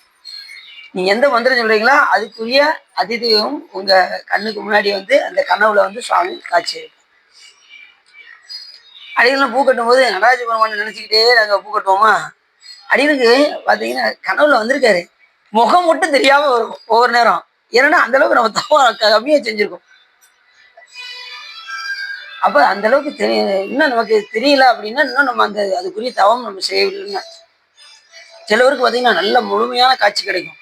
ஏன்னா அந்த அளவுக்கு சாமிகிட்ட போய் ரொம்ப நேரம் முன்னாடி சாமி பார்த்துக்கிட்டே இருப்பாங்க. திருக்கோயிலுக்குலாம் வந்து சாமியை பார்த்துக்கிட்டே இருக்கணும் அதிக நேரம். நான் பாக்குற நேரம் எவ்வளவு நேரம் பாக்குறோம்? 1 நிமிஷம் பாக்குறோம், அப்படியே சாமியை கும்பிட்டு ஓடிடுறோம். அதுலயுமே சாமி கும்பிடுற நேரம் கண்ணு 2 இருக்க மூடிடுறோம். பிறகு எங்கிட்டு போய் சாமி பார்க்க சொல்லுங்க. 3 மணி நேரம் வரிசையில்னாலும் பக்கத்துல போய் 2 கண்ணையும் மூடிட்டு சாமி கும்பிட்டா எப்படி தெரியாது? சொல்லுங்க, நிறைய பேர் அப்படிதான் இருக்காங்க.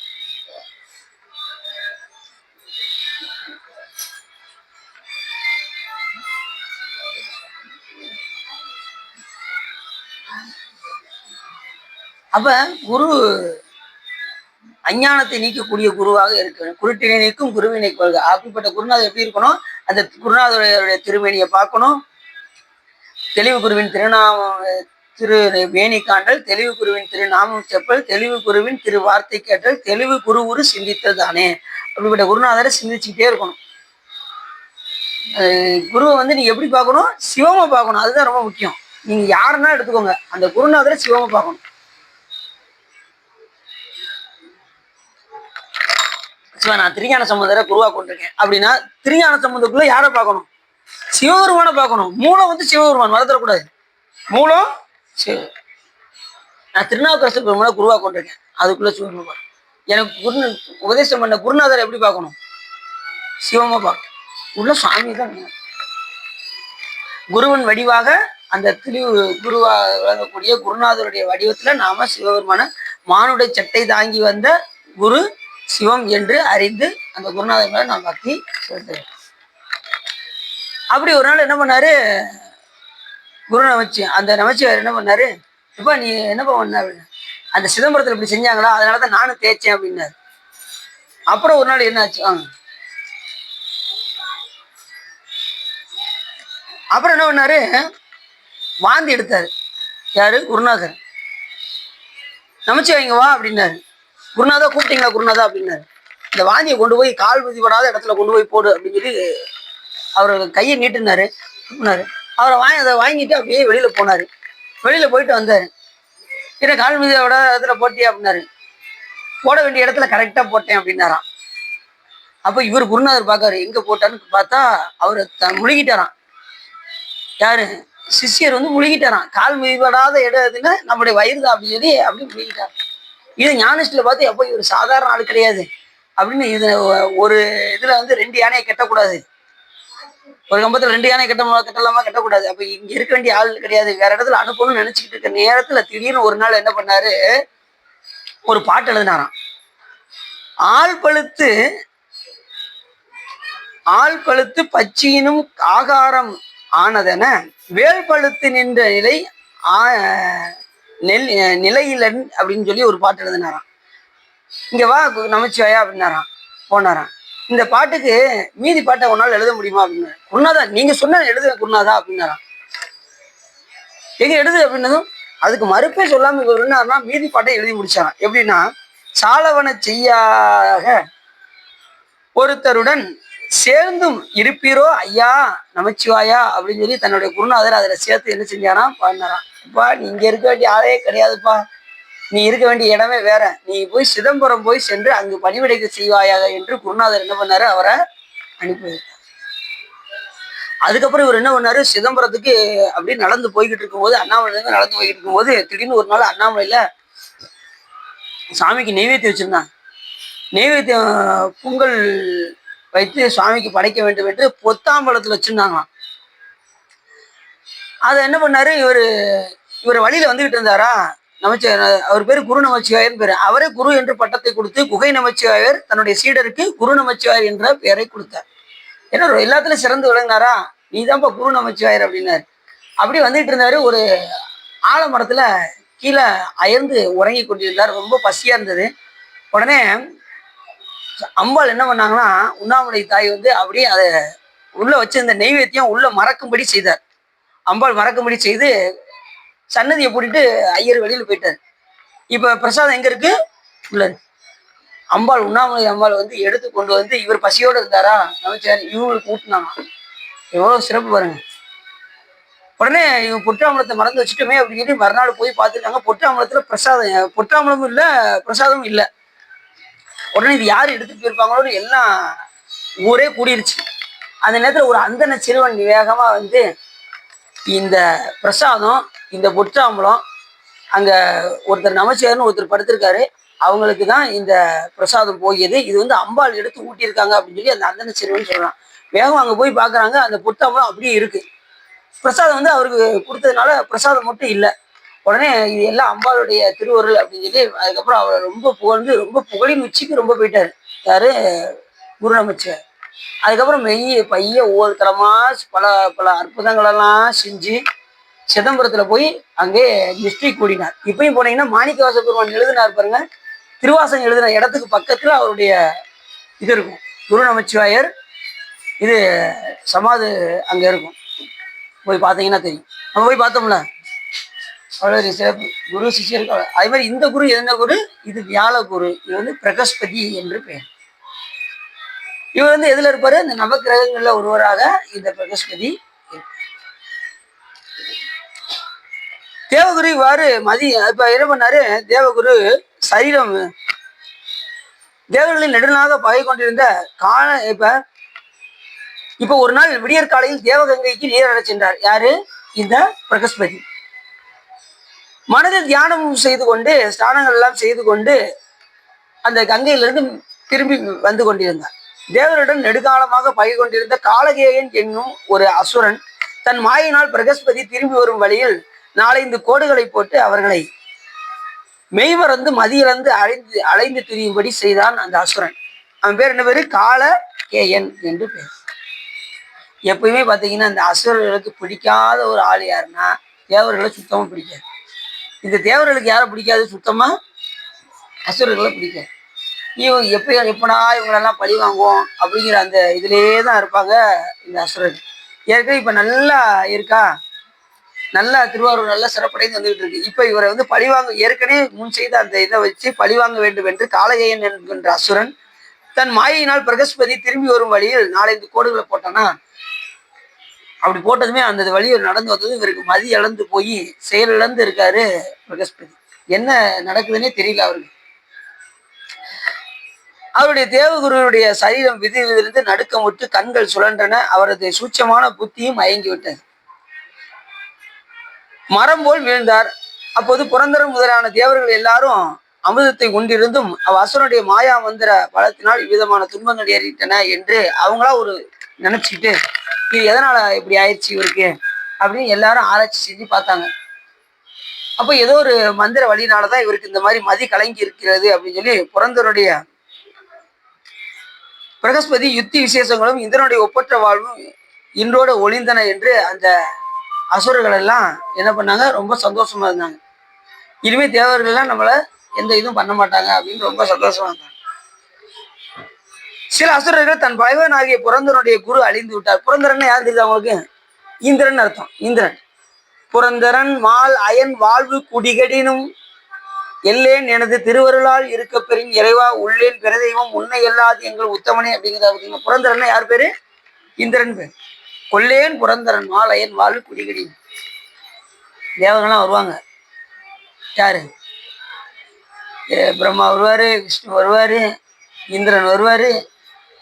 நீங்க எங்க லோகத்துக்கு வாங்க அப்படின்னு அடியார்கள் எல்லாம் கூப்பிடுவாங்க. அடியார்கள் வேகமா நம்ம என்ன செஞ்சிடக்கூடாது, ஆகா இந்திர வாழ்வா ரொம்ப சுகபோகமா இருக்குமே அப்படின்ட்டு என்ன செஞ்சிடக்கூடாது. விஷ்ணு கூப்பிடுவாரு, நம்ம பரமபதத்துக்கு வாங்க அப்படின்னு கூப்பிடுவாரு, போயிடக்கூடாது. நம்மளும் அதெல்லாம் என்ன செஞ்சிட்டோம், எப்பயும் ஒதுக்கி வச்சிட்டோம். கொல்லேன் புரந்தரன் மால் அயன் வாழ்வு குடி கெடினும் நல்லேன் எனது அடியாரோடு அல்லால் நரகம் புகினும் எல்லேன் எனது திருவருளாலே இருக்க பெறும் இறைவா உள்ளேன் பிற தெய்வம் உன்னையல்லாது எங்கள் உத்தமனின். அதனால நாம உள்ளேன் பிற தெய்வம் கனவுல கூட என்ன செய்யக்கூடாது, பிற தெய்வத்தை நினையாத நிலைக்கு நாம உயர வேண்டும். நின்றாலும் நடந்தாலும் கிடந்தாலும் துயின்றாலும் விழித்தாலும் எப்போ பார்த்தாலும் சிவபெருமான் தான் நமக்கு. கனவு கண்டா கூட யார் தான் வரணும்? சிவபெருமான் தான் வரணும். மற்றது எதுவுமே நமக்கு கனவுல வரக்கூடாது. அடி ஒரு சொற்பொழி சொல்லி முடிச்சதை ஒருத்தர் சொன்னாரு, எனக்கு கனவுல பேய் அப்பப்போ வந்து அடிச்சுக்கிட்டே இருக்குங்க அப்படின்றாரு. ஏன்னா அந்த என்ன அப்படின்னு ஆராய்ச்சி பண்ணி பார்த்தா எப்படி பேய் வந்து அடிச்சது அப்படின்னு பார்த்தா, நீங்க சொற்பொழி கேட்டீங்களா இல்லையா? அதெல்லாம் கேட்டேன் சிவா. வேற எப்படி அப்படி ஆகாது அப்படின்னு நான் கேட்டேன். இல்லை நைட்டு பேய் படம் பார்த்தேன். அப்ப பேய் படம் பார்த்தா பேய் தான் தடிக்கும். அதனாலதான் இரவு உறங்கும் போது நம்ம என்ன சொல்றோமோ அது உள்ளுக்குள்ள ஓடிக்கிட்டே இருக்கும். அப்ப இரவு உறங்கும் போது நமச்சிவாயத்தை ஒரு 108 தடவை சொல்லிட்டு உறங்கினா நமக்கு யார் உருவா கனவுல? சிவபெருமான். நாங்க புனேக்கு போயிருந்தோம். புனேங்கிற மகாராஷ்டிரால ஒரு 5 ஜோதி நீங்க பாக்குறதுக்காக போயிருந்தோம். அங்க போய் ஒரு இடத்துல சிவ பூஜை பண்ணிக்கிட்டு இருக்கும்போது ஒருத்தர் ஒரு வயசு பையன் வந்ததும், சாமி எங்க வீட்டுக்கு வாங்கலேன் சாமி, நைட்டு பேய் வந்து என்கிட்ட வந்து பேசுது அப்படின்னாரு. பேய் வந்து பேசுமா? இரவு உறங்கே விடாத அவனை, அவர் கண்ணுக்கு தெரியுது பாருங்க. உடனே நீங்க சரி போங்க நாங்க வந்துடும் அப்படின்னு சொல்லி ஒரு வீட்டுல சிவபூஜைலாம் பண்ணி முடிச்சுட்டு அவங்க வீட்டுக்கு எல்லாரும் போனோம். நம்ம அடியார்கள் எல்லாம் போனோம். போனதும் சுத்தி பார்த்தோம். எப்படி பேய் வந்ததுன்னு பார்த்தா ஒரே இடத்துல கூட சாமி போட்டாவே இல்லை. ஒரே இடத்துல கூட சாமி போட்டா இல்லை. போனதும் எல்லா இடத்துலயும் சிவபெருமான் படமா வச்சோம், வைத்தியநாதர் படமா வச்சு விட்டோம். அதுக்கப்புறம் என்ன செஞ்சோம், அங்க சிவபூஜை பண்ணோம் அவங்க வீட்டுல. அதுக்கப்புறம் தேவாரம் படிக்க ஆரம்பிச்சிட்டோம். திருவாசம் முற்றுவதிலே பண்ணிட்டோம். பண்ணி முடிச்சுட்டு வந்துட்டு அதுக்கப்புறம் மறுநாள் நாங்கள் கிளம்பிட்டோம், ஊருக்கு கிளம்பிட்டோம். கிளம்பி என்னாச்சோ ஏதாச்சோ அப்படின்னு சொல்லி யோசிச்சுக்கிட்டே இருந்தோம். எங்களுக்கு அப்போ வந்து போன் தொடர்பு கிடையாது. ஒரு 15 வருஷத்துக்கு முன்னாடி போறது. அப்ப இந்த அவரு நம்ம பேரு அவங்க மூலியமா அவங்க மருமகன் வந்து அங்க இருக்காங்க, புனேல வேலை பார்க்குறாங்க. அவங்க சொன்னாங்களாம், இவங்க அங்க போனதுக்கு அப்புறம் அது இவங்க வந்து பாட்டு படிச்சுட்டு போனாங்க, பேயே வர்றதே இல்லையா, நிம்மதியா தூக்குறேன் அப்படின்னு சொல்றாரு அப்படின்னு. நாங்க அந்த விஷயத்தை கேட்டது எனக்கு ரொம்ப சந்தோஷமா போச்சு. பேய் வந்து பேசுதான், அப்ப எப்படி இருக்குன்னு பாருங்க, நிம்மதியை உறங்கவே விடாதான். இப்ப அதுக்கப்புறம் எல்லா இடத்துலயும் சிவபெருமா படத்தை வச்சு அது எந்த படத்தையும் எடுத்துறாங்க அப்படியே வச்சுக்கோங்க அப்படின்னு சொல்லி அதுக்கப்புறம் ஒரு புஸ்தகத்தையும் அவர் கையில கொடுத்துட்டு வந்தோம். தினசரி இந்த பதியத்தை பாடுங்க, உங்களுக்கு எந்த தொந்தரவும் இருக்காது அப்படின்னு சொல்லி சொல்லிட்டு வந்தோம். அதுக்கப்புறம் என் நிம்மதியா இருக்காருன்னு சொன்னாங்க. சரி,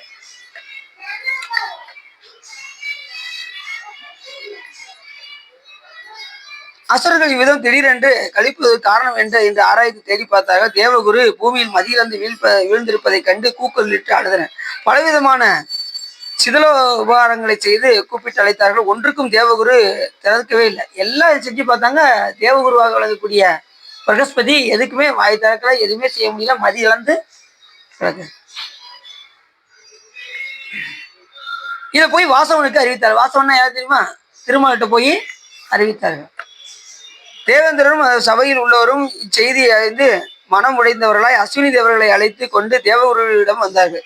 அஸ்வினி தேவர்கள் மருத்துவர்கள் பேர் 2 பேர் இருப்பாங்க. தேவர்களுக்கெல்லாம் மருத்துவர், அங்கேயும் மருத்துவர் இருக்காங்க. 33 கோடி தேவர் சொல்றோம் பார்த்தீங்களா? 33 கோடி தேவர்கள்ல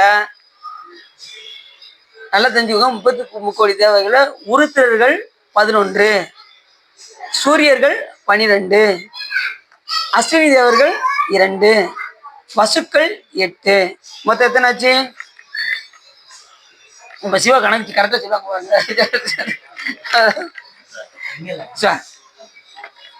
சூரியர்கள் 12, உருத்திரர்கள் 11, எவ்வளோச்சு? 23, வசுக்கள் 8, 31, அஸ்வினி தேவர்கள் 2, 33 பேருக்கு 1 கோடி சிப்பந்திகள். 33 பிளஸ் கோடி 33 கோடி.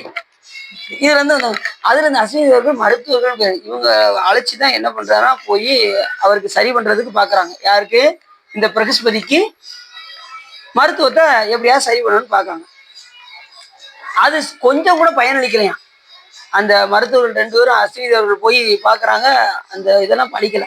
ஏன்னா அவங்க அந்த அளவுக்கு மந்திரத்தை சொல்லி அவங்க மதி இலக்க வச்சிருக்காங்க, பிரகஸ்பதியுடைய மதியை. அதனால தேவர்கள் எல்லோரும் முகவாட்டத்தை அடைய பிரகஸ்பதி மாண்டு போனார். இறந்தே போயிட்டாராம். பிரகஸ்பதி மாண்டார். தெய்வலோக வாழ்வு அழிந்து விட்டது என்று 3 உலகங்களிலும் யாகாதி நற்காரியங்கள் நடைபெற அசுரர்களின் சூழ்ச்சியை வளர்ந்தோங்கும். குருவை இழந்த நாம் இனி உயிரோடு வாழ்வது சரியில்லை அப்படின்னு சொல்லி எல்லாருமே புலம்பி ஆகாயங்கை சஞ்சரிதாக நாரதர் இதனை அறிந்து வியந்து பார்த்தார். தேவர்கள் எல்லாம் தமது குருவுக்கு நேரிட்ட அபாயத்தை முறையிட்டார்கள். யார்கிட்ட? நாரதர்கிட்ட வந்து முறையிட்டாங்க. இப்படி ரொம்ப தேவகுருவாக வழங்கக்கூடிய இப்படி மாண்டு போனார், இனி நாங்க வாழ்வதற்கு தகுதி இல்லை அப்படின்னு சொல்லி இந்திரன் போன்றவர்கள்லாம் வாழ்வதற்கு தகுதி இல்லை என்று நினைச்சுக்கிட்டு இருக்க நேரத்துல இதை வந்து யார் வந்து பாக்குறா? நாரதர் வந்து பார்த்து இதை எப்படி சரி செய்ய முடியும் அப்படின்னு சொல்லி பாக்குறாரு. அவரை கண்ட தேவர்கள் உச்சரித்து குருவுக்கு எல்லாரும் நமஸ்கரித்தார்கள். யார? நாரதரை. திருலோகத்திலையும் அவர் சஞ்சரிப்பாராம் நாரதர். 3 உலகத்துக்கும் அவர் போயிட்டு வருவார். எப்படி அகத்தியர் போயிட்டு வருவாரோ அதே போல நாரதரும் எல்லா உலகத்துக்கும் போயிட்டு வருவார். ஒவ்வொரு பொருளின் உண்மை உருவத்தையும் நவப்பயனாக மெய்ஞான திறத்தினால் அறிவுள்ளவராகிய நாரதர் சற்று நேரம் யோசித்து பார்த்து தேவர்களை பயப்பட வேண்டாம் என்று இந்த குருவின் சில துஷ்ட அசுரர்கள் பயங்கரமான ஒரு மாயை செய்திருக்கின்றார்கள். ஆகையினாலே பிரகஸ்பதி மதி இழந்து இருக்கின்றார். அதனால் நீங்க என்ன பண்ணுங்க, பாரத வருஷத்தில் தென்கண்டத்தில் தியாகராஜருடைய திவ்ய மருந்தே இந்த மாயை நீக்க வல்லது அப்படின்னு இப்ப என்ன யார் எடுத்து சொல்றா? நாரதர் வந்து இதுக்கு மருந்து சொல்றாரு. தியாகராஜ பெருமானுடைய அந்த திருவாரூர் தியாகராஜ பெருமான் தான் இவருக்கு மருந்து அப்படின்னு சொல்றாரு. சாமியே நமக்கு மருந்து. சாமி வந்து மருந்தாவும் இருப்பாரு, மருத்துவராகவும் இருப்பாரு சிவபெருமான். அது நமக்கு எந்த பாட்டு சொல்லும் அப்படின்னா, சிவஞான சித்தியார் என்கின்ற நூல்ல அந்த 123வது பாடல் என்ன பாடல் அப்படின்னா, அருளினால் உரைத்த நூலின் வழி வழி அதன்மம் செய்யின் இருளுலாம் நிறைய துன்பத்து இட்டு இரும் பாவமும் தீர்ப்பன் பொருளுலாம் போகத்தே வைத்து புண்ணியமும் தீர்ப்பன் மருளெல்லாம் மலங்கள் தீர்க்கும் மருந்தும் இவை வைத்தியநாதன் அப்படின்னாரு. அப்ப மருந்தும் யாருதான்? சிவபெருமான் தான். மருத்துவரும் இப்ப ரொம்ப பாவஞ்சிருக்குமா, அதுக்கு என்ன செய்வாராம், அந்த இதை போக்குறதுக்காக நரகலோகத்துல வச்சு அந்த துன்பத்தை நீக்கி அதுக்கப்புறம் அந்த வினையை நீக்குவார். ரெண்டாவது ரொம்ப புண்ணியம் பண்ணியிருக்கோமா, புண்ணிய லோகமாகிய சொர்க்கலோகத்தை வச்சு அந்த புண்ணியத்தை நீக்கிடுவாரு. ஆனா இந்த ஆணவ மலத்தை யாரு போக்க முடியும் அப்படின்னாரு, மருளெல்லாம் மலங்கள் தீர்க்கும் மருந்தும் இவை வைத்தியநாதன். அப்ப மருந்தாக சுவாமி என்ன செய்யறாரு, இருந்து நமக்கு அந்த ஆணவ மலம் என்கின்ற அந்த பிணியை நமக்கு நீக்குகின்றார். அப்ப மருத்துவரும் அவர் தான், மருந்தும் அவர். நீங்க மருத்துவர்கிட்ட போய், அதே மாதிரி மருத்துவர்கிட்ட போய், டாக்டர் எனக்கு ரொம்ப வயிற்று வலிக்கு டாக்டர், அதுக்குள்ள நான் சொல்ற மருந்துல எழுதுக்கு டாக்டர் அப்படின்னு நீங்க போய் டாக்டர் போய் மருந்து சொல்லக்கூடாது. மருந்து யார் எழுதி கொடுப்பான்? நீங்களே போய் டாக்டர் நான் சொல்ற மருந்தெல்லாம் நீங்க எழுதுங்க, அவர் எழுதி கொடுப்பாரு, இந்தப்பா அப்படி பிடிச்சி கையில கொடுத்துருவாரு. விறுவிறுன்னு வேகமா போய் கடையில மருந்து கடையில போய் வாங்கி சாப்பிட்டு ஏற்கனவே கொஞ்சம் வைத்திய வலி, ரொம்ப வயிற்று வலி தாங்க முடியாம டாக்டர் என்ன டாக்டர் மாத்திரை வாங்கி எழுதி கொடுத்தீங்க, இருக்க கூட கொஞ்சம் வலி எடுக்கு. அவன் நீ மருந்து நான் சொல்லணும்ப்பா, நீ வந்து சொன்ன நீ சொல்ற மருந்து தான் நான் எழுதி கொடுத்தேன் அப்படின்னு சொல்லுவாரு. அப்ப டாக்டர்கிட்ட போயாச்சுன்னா அவரே மருந்து சொல்லுவாரு. உங்களுக்கு என்ன நோய் இருக்குங்கிறது யாருக்கு தெரியும்? டாக்டருக்கு தெரியும். அதே போல சிவபெருமான் வந்தாச்சுன்னா உங்களுக்கு என்னென்ன செய்யணும்னு யாருக்கு தெரியும்? சிவபெருமானுக்கு தெரியும். நீங்க வந்து எனக்கு அந்த என் பிள்ளைகளுக்கு கல்யாணம் ஆகல, எனக்கு ரொம்ப நாளா காய்ச்சல் அடிக்கி, என் பேரனை பார்த்துக்கோ, என் பேத்தியை பார்த்துக்கோ, நீங்க சொல்ல வேண்டிய தேவையில்லை. நீ வந்ததுமே சாமி கண்டுபிடிச்சுவாரு, அந்த ரெக்கார்டு எடுப்பாரு. ஒருத்தர் உதாரணத்துக்கு நான் ஒன்று வச்சுக்கிறேன், குப்புசாமி வச்சுக்கிறேன். ஏன்னா இங்க இருக்க ஒரு பேரை சொல்லணும், சிவா நீங்க என் பேரை விட்டுட்டீங்க சிவா அப்படின்னீங்க. அதனால உதாரணத்துக்கு ஒன்று வச்சுக்கிறேன், குப்புசாமி நீ நேர சாமிக்கு முன்னாடி வந்தவே சாமி அவர் அந்த கெச்சட் எடுத்துருவாரு. குப்புசாமி என்னென்னலாம் தப்பு செஞ்சிருக்காரு, இப்ப சாமிக்கு முன்னாடி வந்து நிக்கிறாரு. இப்ப சாமி பாப்பாரு, சரி ரைட்டுப்பா இப்ப எதுக்கா வந்திருக்காருன்னு பாப்பாரு. அவர் குறைய சொல்லிக்கிட்டு இருந்தாருன்னு வச்சுக்கோங்க, அதுக்கு சிவபெருமான் கேரண்டி கிடையாது. அவர் சிவபெருமானுடைய அன்பை பெறணும்னு வந்துட்டாருன்னு வச்சுக்கோங்க, அவருடைய எல்லா கணக்கையும் சிவபெருமான் தீர்த்து விட்டுருவாரு. இது உங்களுக்கு சுட்சமான விஷயம் என்னன்னா, நீங்க எதுவுமே சிவபெருமான்கிட்ட போய் என்ன செய்யக்கூடாது, கேட்கவே. அவன் அன்பை பெற மட்டும் போய் நின்னையினாலே போதும். அவரை போய் பார்த்துக்கிட்டு இருந்தாலே உங்களுடைய துன்பம் எல்லாம் கலைந்து விடும். சாமிகிட்ட போய் எதையுமே என்ன செய்யாதீங்க, கேட்க. வேண்டத்தக்கது அறிவோய் நீ, வேண்ட முழுதும் தருவோய் நீ. வேண்ட முழுசும் கொடுத்துருவாரு. எதை?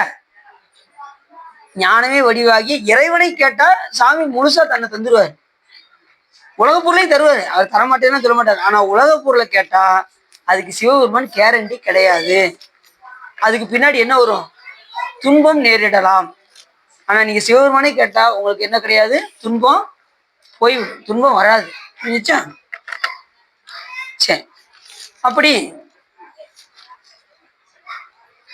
நாரத முனிவர் அழைக்கவே முருகதன் முதலான தேவர்கள் தேவகுருவை ஒரு விமானத்தில் வைத்துக் கொண்டு பூவுலகுக்கு வந்தாங்க. அங்கிருந்து விண்ணுலகத்துல இருந்து அவரை ஒரு பல்லக்குல வச்சு என்ன செஞ்சுட்டாங்க, மண்ணுலகத்துக்கு கொண்டு வந்துட்டாங்க. அவர் இறந்து போயிருக்காரா பிரகஸ்பதி. எல்லாரும் திருவாரூரை அடைந்து தியாகபதியை பணிந்து துதித்து அந்த சுரகுருவை தியாகத்துக்கு முன்னாடி எதிரில் போய் நமஸ்கரிப்பது போல் பூமியில் வைத்தார்கள். ஈஸ்வருடைய கண்ணோக்கினால் பிரகஸ்பதியின் மாயை நீங்கி அவர் நித்திரையிலிருந்து எழுவது போல் எழுந்தார். சுவாமிக்கு முன்னாடி கொண்டு போய் தான் வச்சாங்க. தியாகராஜ பெருமான் சன்னதிக்கு நேரம் எது கொண்டு போய் வச்சாங்க. சுவாமி அவர் அருள் பார்வை பார்த்ததுமே அவர் தூங்கி எழுவது போல் எழுந்தாராம். இறந்தவர் இப்ப அவருக்கு என்ன பிணி, மாயினால் வரக்கூடிய அந்த பிணியை யார் நீக்கினா? அப்ப சிவபெருமான் மாயை வெல்லக்கூடியவர், மறந்துடக்கூடாது. மாயை யாரு? மாயை வந்து சிவபெருமான பந்திக்காது. மாயை வந்து சிவபெருமான பந்திக்குமா? இப்ப உதாரணம் சொல்றேனே, இப்ப நாகத்தை பார்த்தா எல்லாரும் நினைச்சுவாங்க, அப்படின்னு எழுதிவாங்க, ஓட ஆரம்பிச்சுவாங்க. நாகம் மற்றவங்களுக்கு பயம் கொடுக்கும், ஆனா அதுக்கு எதாவது செய்யுமா? அதை எதுவுமே பந்திக்காது. அதே போல சிவபெருமான எதுவுமே பந்திக்காது. புரியுது உங்களுக்கு? பாம்புடைய விஷம் மற்றவர்களுக்கு தானே தவிர அது கிடையாது. அதே போல சிவபெருமானுக்கு எந்த ஒரு மாயையும் வந்து எதுவும் வந்து தொடராது. ஏன்னா அவருக்கு வினையே கிடையாது. அவன் வினை நீக்கம் செய்யக்கூடிய பெருமான். அவர் எப்படி மாயை போய் அவரை தாக்கும் சொல்லுங்க பார்ப்போம். அவரு மற்றவருடைய வினைகள்லாம் யாருக்கு கீழே தான் இருக்கு? சிவபெருமான் கீழே தான் இருக்கு. மாயை சிவபெருமானுக்கு ஒரு சக்தியாக வரும், மறந்துடக்கூடாது. மாயை சிவபெருமானுடைய பரிக்கிரக சக்தி என்று பெயர். மாயை என்ன சக்தி? பரிக்கிரக சக்தி. அது மாதிரி விட்டுலிங்கா சக்தி சிவபெருமானுடைய அருள் சக்தி. மாயை சுவாமி ஒரு பரிக்கிற சக்தியாக பயன்படுத்தி கொண்டுதான் அதுல இருந்துதான் நமக்கு உடம்பை கொடுக்குறாரு. மாயில இருந்துதான் நமக்கு இந்த உடம்பை தான் படைக்கின்றாரே தவிர உயிரை இறைவன் படைக்கவில்லை, மறந்துடக்கூடாது. ஏன் அப்படின்னா, உயிரை படைச்சிருந்தா இன்னைக்கு எல்லா உயிரும் எப்படி இருக்கும்? சந்தோஷமா இருக்கும். எல்லாரும் துன்பப்படுறோமே. அப்ப அதுல இருந்தே தெரியுது இறைவன் உயிரை படைக்கவில்லை என்பது நல்லா தெரியும். உடம்பை தான் கொடுக்குறாரு, அதுவும் அவரவர் செய்த வினைக்கு தகுந்தவாறு கொடுக்குறாரு. எல்லா முகமும் பாருங்க எப்படி இருக்கு. எல்லாருக்கும் அதே 2 கண்ணு, வாய், மூக்கு தான். இப்ப மனிதனை செய்ய சொன்னா கூட ஒண்ணுக்கு மேல என்ன செய்ய முடியாது. அவங்களால ஒரே உருவத்துல மறுபடியும் கொண்டு வர முடியும், வேற புதுசாலாம் செய்ய முடியாது. ஆனா அத்தனை பேருடைய முகத்தை எப்படி மாத்தி வச்சிருக்காரு பாருங்க. இதெல்லாம் இறைவனாலதான் முடியும், மனிதர்களால என்ன செய்ய முடியாது. இதை பார்த்திருந்து கூட சில பேர் என்ன செய்யறாங்க, கடவுள் இல்லை அப்படின்னு சொல்லிட்டு சில பேர் தெரியுறாங்க. அதெல்லாம் தெரியலாமா? சாமி எல்லாம் தரும்கான் பெருந்துறையில் மேய பெரும் கருணையால. அவர் எல்லாருக்கும் ரேக உணவோல இருக்காது, எல்லாருக்கும் ரத்தம் உணவோல இருக்காது. இதெல்லாம் சாமி தான் செய்ய முடியும். செயற்கை ரத்தத்தெல்லாம் தயாரிச்சு பார்த்தாங்க விஞ்ஞானிகள், தயாரிக்க முடியல. சாமி மாதிரி அது யாரும் எதுவுமே செய்ய முடியாது. அது மாதிரி குழந்தை இந்த டெஸ்டிப்பா இதெல்லாம் பயன்படுத்தி இது பண்றாங்க. இறைவன் கொடுக்குற மாதிரி எந்த குழந்தையுமே வராது. அது நான் காலப்போக்கில் பார்த்தீங்கன்னா சில இது மூளை வளர்ச்சி இல்லாமல் போயிடும். இந்த டெஸ்டிப்லாம் எடுக்கிறாங்க பார்த்தீங்களா, அந்த மாதிரி குழந்தைகள்லாம் பார்த்தீங்கன்னா காலப்போக்கில் மூளை வளர்ச்சி இல்லாமல் போயிடும். இறைவன் அருளால் வரணும் குழந்தை, அப்படிதான் வரணும். சில பேர் வழுக்க டைம் எனக்கு குழந்தை வேணும்னு சொல்லி போய் கேட்குறாங்களா அப்படின்னா, அந்த டெஸ்டிப்லாம் எடுக்கிறாங்களா, அந்த மாதிரி குடும்ப அளவுக்கு தவிர்க்க வேண்டும்.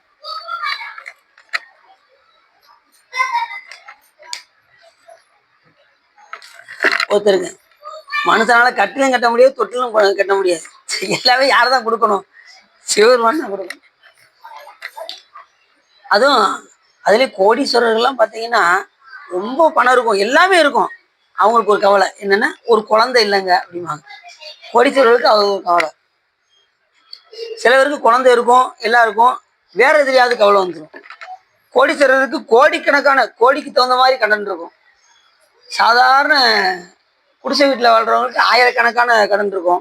கொஞ்சம் உயர்ந்து காரை வீடு கட்டினவங்களுக்கு லட்சக்கணக்கான கடன் இருக்கும். பெரிய வீடு கட்டுறவங்களுக்கு கோடிக்கணக்கான கடன் அதுக்கு தகுந்த மாதிரி இருக்கும். தெரிஞ்சவங்க நிறைய பார்த்தேன். நிறைய கோடி வச்சிருந்தவங்களும் இன்னைக்கு தெருக்கோடியில் இருக்காங்க. நல்லா தெரிஞ்சு போச்சு. நல்லா அந்த பணங்கள் எல்லாம் தர்மம் செய்யலை அப்படின்னா அது என்ன ஆகாது. இருக்க செலவுக்கு தினசரி ஒரு அடியாருக்கு நம்ம ஏதாவது செஞ்சிருக்கோமான்னு யோசிக்க. தினசரி இன்னைக்கு யாராவது ஏதாவது இந்த துட்டை வச்சு ஏதாவது அடியார் கொடுத்துருக்கோமா? உங்க வீட்டு பக்கத்துல அடியார் இருக்காங்களா, அவங்களுக்கு ஏதாவது வாங்கி கொடுங்க. உங்க வீட்டுல ஏதாவது செஞ்சு அவங்களுக்கு கொண்டு போய் கொடுங்க. அப்படியாவது செய்யுங்க. அப்படியாவது சிவபுண்ணியம் பண்ணுங்க. தினசரி ஒரு அடியாருக்கு ஏதாவது செய்யணும். நம்ம வீட்டு பக்கத்துல ஒரு அடியார் இருக்காங்க, சரி உங்களுக்கு கொண்டு போய் ஏதாவது செஞ்சு கொடுப்போம். பதிலுக்கு அவங்களும் செஞ்சு கொடுத்தா அது சந்தோஷம் வாங்கிக்குவாங்க. அவங்களுக்கு ஒரு சிவபுண்ணியம் நீங்க கொடுத்த மாதிரி. இந்த மாதிரி தான் நம்ம புண்ணியத்தை பெருக்கணும். அது கொடுக்கும்போது சிவார்ப்பணம் சொல்லி கொடுக்கணும். அது சிவபெருமான வழிபாடு பண்ணுகின்றவராக இருக்கணும், இருந்தால் ரொம்ப சிறப்பு. அப்படி இல்லாமல் வேற்று ஆள் கொடுத்தாலும் சிவார்ப்பணம் சொல்லி கொடுத்தீங்கன்னா அதுவும் சிவபுண்ணியமாக ஆயிரும். ஏதாவது தானம் தர்மம் செஞ்சுக்கிட்டே இருக்கணும், சும்மாவே இருக்கக்கூடாது. தானம் என்பது உயர்ந்தவர்களுக்கு செய்வது, தர்மம் என்பது வறியவர்களுக்கு செய்வது. தானம் என்பது உயர்ந்தவர்களுக்கு செய்வது, அடியார்களுக்கு கொடுக்குவது என்னது? தானமா தர்மமா? எப்படி சொல்றீங்க? அடியாருக்கு உயர்ந்தவர்கள், அதனால தானம் உயர்வு அப்படின்ட்டாங்க. சரி சரி. தர்மம் வறியவர்கள். வறியவர்கள் எப்படி இருப்பாங்க? கஷ்டப்படுறவங்க வறியவர்கள் அப்படிங்கிறாங்க. சரி, வேற என்ன சொல்லலாம்? கஷ்டப்படுறவங்க வந்து கேட்கறாங்க பார்த்தீங்களா, கையேந்தும் திருக்கரங்கள் எல்லாம் ஈசன் திருக்கரங்கள் என்று என்ன கையேந்து கேட்கறவங்கள நாம என்ன செய்யணும்?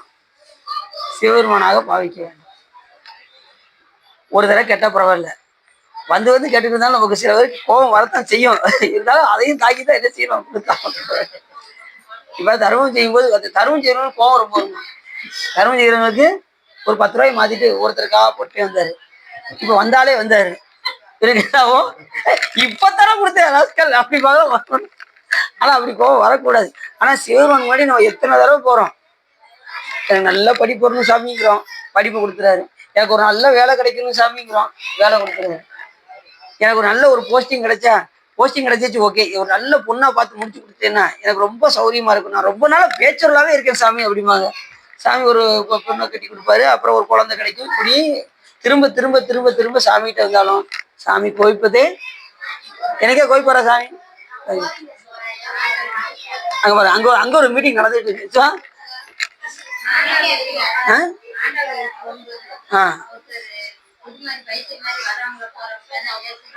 சரி.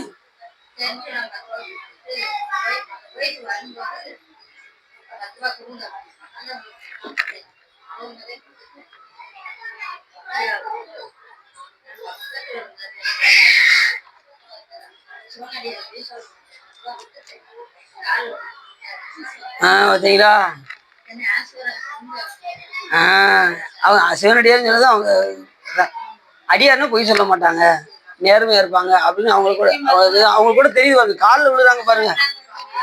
அப்ப நாம எப்படி இருக்கணும்னு யோசிச்சு பார்த்துக்கோங்க. அடியாரா இருக்கக்கூடிய நாம உண்மையா இருக்கணும். அடியாரா இருக்கக்கூடிய நாம உண்மையா இருக்கணும். 4 பேர் போற்றி வணங்கும்படி நாம இருக்கணும். காலை விழுந்து ஆசீர்வாதங்கன்னா அப்ப எந்த அளவுக்கு நம்ம நேர்மையா இருக்கணும் யோசிச்சு பாருங்க. சரி, அப்படி சாமி சன்னதி என்னன்னா, சாமி பார்வைப்பட்டாலே நம்மளுடைய வினைகள் எல்லாம் நீங்கிடும். அதுதான் அடிக்கடி சாமியை போய் திருக்கோயில போய் வழிபாடு செய்வது நோக்கம். அவருடைய அருள் பார்வையினால நம்மளுடைய ஆணவங்களும் ஒவ்வொரு நாளும் திருக்கோயில போய் வழிபாடு செய்ய செய்ய செய்ய சிவருமானுடைய அருட்கண் பார்வைப்பட்டு நம்மளுடைய ஆணவ மலமானது மெலிவடைந்து கொண்டே இருக்கும். அத்தா உன் அடியேனை அன்பால் ஆர்த்தாய், அருள் நோக்கில் தீர்த்த நீர் ஆட்டிக்கொண்டாய், எத்தனை அரிய நீ எளியானாய், என்னை ஆண்டு கொண்டு இறங்கி என்று கொண்டாய், பித்தனேன் பேதையேன் பேயேன் நாயேன் பிழைத்தனகள் எத்தனையும் பொறுத்தாய் என்றே இத்தனையும் எம்பரமோ ஐயா ஐயோ எம்பெருமான் திருக்கருணை இருந்தவாறே. அப்ப சாமி எவ்வளவு வந்துச்சா? அப்படியா, இன்னும் வரலையாப்பா? அப்ப பேசிக்கிட்டே இருக்கலாமா? சரி, அதுக்காக பேசிக்கிட்டே வரணும். சரி, இந்த வாழ்க்கை ரொம்ப சாய்ஸா. சரி, நான் அடின்னு 7 ஏழுக்கே முடிக்கலாம்னு நினைச்சேன். சாமி இப்ப நீ என்ன சொல்றது, பிக்ஸ் பண்றது நானு. சரி, அத்தா உன் அடியனை அன்பாளாத்தாய், அருள் நோக்கி தீர்த்த நீர் ஆட்டிக்கொண்டாய், எத்தனை அரிய நீ எளியானாய், என்னை ஆண்டு கொண்டு இறங்கி என்று கொண்டாய். நான் எப்படிப்பட்டவனா, பித்தனேன் பேதையேன் பேயேன் நாயேன் பிழைத்தனைகள் எத்தனையும் பொறுத்தாய் என்று இத்தனையும் எம் பரமோ ஐயா ஐயோ எம் பெருமான் திருக்கருணை இருந்தவாறே அப்படின்னு அப்ப சாமி சொல்றாரு. அத்தானா என்ன அர்த்தம்? அப்பா. அத்தானா அப்பான்னு அர்த்தம். அத்தா முன்னாடி நம்ம இதை பூரா அவங்க எடுத்துக்கிட்டாங்க. அத்தா அத்தாங்கிறது நாம யூஸ் பண்ணல, அவங்க யூஸ் பண்ணிக்கிறாங்க. ரச்சித்தல் நாம யூஸ் பண்ணல, அவங்க கிறிஸ்டியனும் யூஸ் பண்றாங்க. எல்லாமே நம்ம விட்டதெல்லாம் அவங்க. அருள் நம்ம சொல்றோம், ஆனா அவங்க பயன்படுத்துறாங்க, பேரில் வைக்கிறாங்க அருள். நாம விட்டுட்டு அவங்க பிடிச்சிக்கிட்டாங்க. அப்ப அத்தானா இவரை கூட சொல்றாரு எந்த பாட்டுல, ஒப்பிலாதன ஓமனில் இழந்தன ஒன்மலர் திருப்பாதத்து அத்தனை ஆண்டுதன் அடியல் கூட்டி அதிசயம் வேண்டாமேன்னு சொல்றாரு. பித்தரென்று என்ன உலக பகர்வதற்கு காரணம் இதுக்கு எதிர் ஒத்து சென்று தன் திருவருள் கோடியின் உபாயம் அது அறியாமை செத்துப்போயார் நரகிடை வீழ்வதற்கு உருப்படுகின்றே அத்தன் ஆண்டுதன் அடியரில் கூட்டிய அதிசயம். அத்தன் அதுல சொல்றாரு, அத்தனை அப்பான்னு அர்த்தம். அத்தா உன் அடியனை அன்பாளத்தை சாமி, உன்னை அன்பால நீ என்ன செஞ்ச, என்னை ஆர்த்து கொண்டாய், உன்னுடைய அருள் நோக்கினால் என்னுடைய ஆணவ வளத்தை நீ தீர்த்த நீர் ஆட்டிக்கொண்டாய், எத்தனை அரிய நீ, யாருக்குமே காண கிடைக்காத கடவுள், 33 மற்ற ஒளிந்த தேவரும் காணாத சிவபெருமான், மாயேறி வையகத்தே வந்தலிந்த வார்களல்கள் வந்திக்க மெய்யகத்தே இன்ப மிகும் என்று சொல்வதற்கிறங்க அப்பேற்பட்ட பெருமான், அந்த பிரம்மா விஷ்ணுக்கே காண கிடைக்காத கடவுள் அரிய ஆனாயினது. அத்தா உன் அடியனை அன்பாளாத்தாய், அருள் நோக்கி தீர்த்த நீராட்டி கொண்டாய், எத்தனை அரிய நீ எளியானாய், இந்த அடியார்களுக்காக நீ எப்படி வந்த எளியானாய், என்னை ஆண்டு கொண்டு இறங்கி ஏற்று கொண்டாய், என்னை ஆழ்வது என்பது என்னை அடியாராக ஏற்றுக்கொண்டாய், அருளும் செய்தாய், அந்த வழிபாட்டில் நிலைநிறுத்தும்படி செய்தாய், எத்தனை அரிய நீ எளியானாய், என்னை ஆண்டு கொண்டு இறங்கி ஏற்று கொண்டாய், என்னை அடியாராக ஏற்றுக்கொண்டா ரொம்ப சந்தோஷம். ஆனா நான் எப்படிப்பட்டவனா இருக்கேன்னா, பித்தனேன், நான் ரொம்ப பித்து பிடிச்சவன் சாமி. எதுல?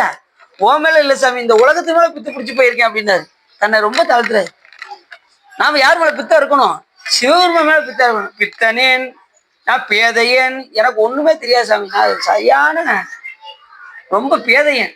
பேதையன்னா தமிழ் சொல்லணும் லூசுன்னு கூட சொல்லலாம். இந்த மாதிரி ரொம்ப கீழே தாழ்த்துறாரு. பேதையேன், ஒன்று அறியாதவன் பேதையேன். பேயேன், பேயன்னா ஒரு இடத்துல எதுல பேயா திரியிறேன்னா உலகத்துக்கு மேல நான் பேயா திரியிறேன்.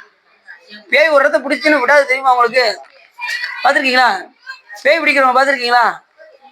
ஒரே பிடியா பிடிச்சிட்டு வேற எதையுமே நோக்க மாட்டாங்க. அதே போல பேயேன், எது மேல? உலகத்து மேல. பேயேன், நாயேன், நாயிட்டு இருக்கக்கூடிய நன்றி இல்லை என்கிட்ட. நாயேன், பித்தரேன், பேதையேன், பேயேன், நாயன், பிழைத்தனைகள் எத்தனையும் பொறுத்தாயின்று. நான் என்ன இல்லாத பிழையெல்லாம் செஞ்சிருக்கேன். அத்தனையும் சிவம் என்ன பண்ணாராம்? பொறுத்தா என்றே. சாமி எனக்காக சாமி இதெல்லாம் பொறுத்து கொண்ட அப்படிங்கிறாரு. அப்ப சாமி இத்தனையும் எம்பரமோ சாமி எனக்காகவா சாமி என்னுடைய பிள்ளைகள் எல்லாம் நீ பொறுத்த. நான் இப்படிப்பட்ட கீழானவனா இருந்தாலும் கூட என்னையும் ஒரு அடியாராக ஏற்றுக்கொண்டு என்னுடைய பிள்ளைகள்லாம் பொறுத்தாயே சாமி அப்படிங்கிறாரு. அப்போ சாமி எப்படி சொல்றாரு? இந்த பாட்டுல பாடணும் நீங்கெல்லாம். அத்தா உன் அடியேனை உன்பாலாத்த. இது எதுல வருது சொல்லுங்க பார்ப்போம். என்ன சார்? திருத்தாண்டகம். எந்த திருத்தாண்டத்துல வருதுமா அவங்களுக்கு? திருநாமம் மஞ்சளத்தில் செப்பாராகில் தினம் ஒரு கால் தீவண்ணர் பேசாராகில் ஒரு காலம் திருக்கோயில் சூழாராகில் 9 முன் மலர்பறித்திட்டு உண்ணாராகில் அருநோய்கள் கிட திரு வெந்நீர் அணியாராகில் அலியற்றால் பிறந்தவாறு ஏதோ எண்ணில் பெருநோய்கள் மிக நடிய பெயர்த்தும் சுத்தும் பிறப்பதற்கே தொழிலாகி இறக்கின்றாரு. அந்த பாட்டுல சார் அது கிடையாது. அதுல வர அந்த திருத்தாண்டத்துல இதுலதான் வரும். சரி, அப்ப எப்படி சொல்றாருவாங்க? என்னை ஆண்டு கொண்டு இறங்கி ஏன்று கொண்டாய், நான் பித்தனேன், பேதையேன், பேயேன், நாயேன், பிழைத்தனைகள் எத்தனையும் பொறுத்தாய் என்றே. இத்தனையும் எம்பரமோ ஐயா ஐயோ, என் பெருமான் திருக்கருணை இருந்தவ. என் பெருமா என் மேல எவ்வளவு திருக்கருணை வச்சிருக்காரு அப்படிங்கிறாரு பாட்டு. நம்ம மேல திருக்கருணை இருக்கிறதுனாலதான் நம்ம இங்க உட்காந்து கேட்டுக்கிட்டு இருக்கோம். நம்ம மேல கருணை இல்லைன்னு நம்ம இப்படி உட்கார்ந்துருக்க மாட்டோம். வீட்டுல இந்திய தொலைக்காட்சிகள் முதன்மையான அங்க உட்காந்துருப்போம். நம்ம எங்கேயும்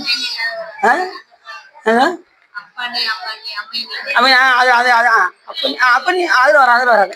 அதுல திருநாம வஞ்ச செப்பா அதுதான். சரி, நான் முடிச்சு. அப்ப சுவாமி முன்னாடி வச்சாரு. தூங்கி எழுவது போல் எழுந்தார் பிரகஸ்பதி. கும்பிட்டு திவ்ய வாக்கினால் ஈசனை துதி செய்தார். தேவர்கள் எல்லாரும் அக்குருவை கொண்டு தியாகராஜனுக்கு சிறந்ததொரு அபிஷேகத்தை செய்வித்து உற்சவத்தையும் நடப்பித்து மேன்மையும் அடைந்து வானுலகில் போய் வாழ்ந்தார்கள்.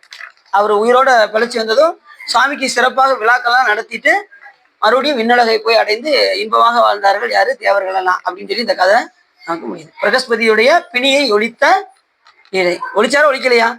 இறந்தவரை என்ன பண்ணிட்டாரு? உயிரோடு இறச்சிட்டார். யாரு? திருவாரூர் தியாகராஜா. அவருடைய லீலையில இது எத்தனாவது லீலை? 11வது லீலை வந்துட்டோம். சாமியுடைய திருவருளால இந்த 2 மாசத்துல 11 லீலை பார்த்தாரு. வாய்ப்பு கிடைக்கும் போதெல்லாம் நம்ம உடலை கூட ஒரு நாள் எடுத்துக்கணும். சரிதானே? செய்திக்கார உள்ளம் நிறைந்து வகை சிறந்து இந்த திருவாரூர் பெருமானுடைய தியாகராஜ லீலையை நீங்க கேட்டதுன்னா உங்களுடைய வாழ்வினை கரைந்து திருவருள் வரையும் என்று சொல்லி திருக்குறள் வாடி அரியன் உரையை நிறைவு செய்து சரண கமலாலயத்தை அரை நிமிஷ நேரமட்டில் தவமுறை தியானம் வைக்க அறியாத சடமூட மட்டி பவவினையிலே தனித்த தமியன் விடியாள் மயக்கம் உருவேனோ கருணை புரியாதிருப்பது என்ன குறையு வேலை செப்பு கையிலை மலைநாதர் பெற்ற குமரோனே கடகபுய மீது ரத்ன மணியணி பொன் மாலை செச்சை கமலும் மனமார் கடப்ப மணிவோனே தருணவிதையா மிகுத்த கனமதுரும் நீள் சவுக்கிய சகல செல்வ யோகமிக்க பெருவாழ்வு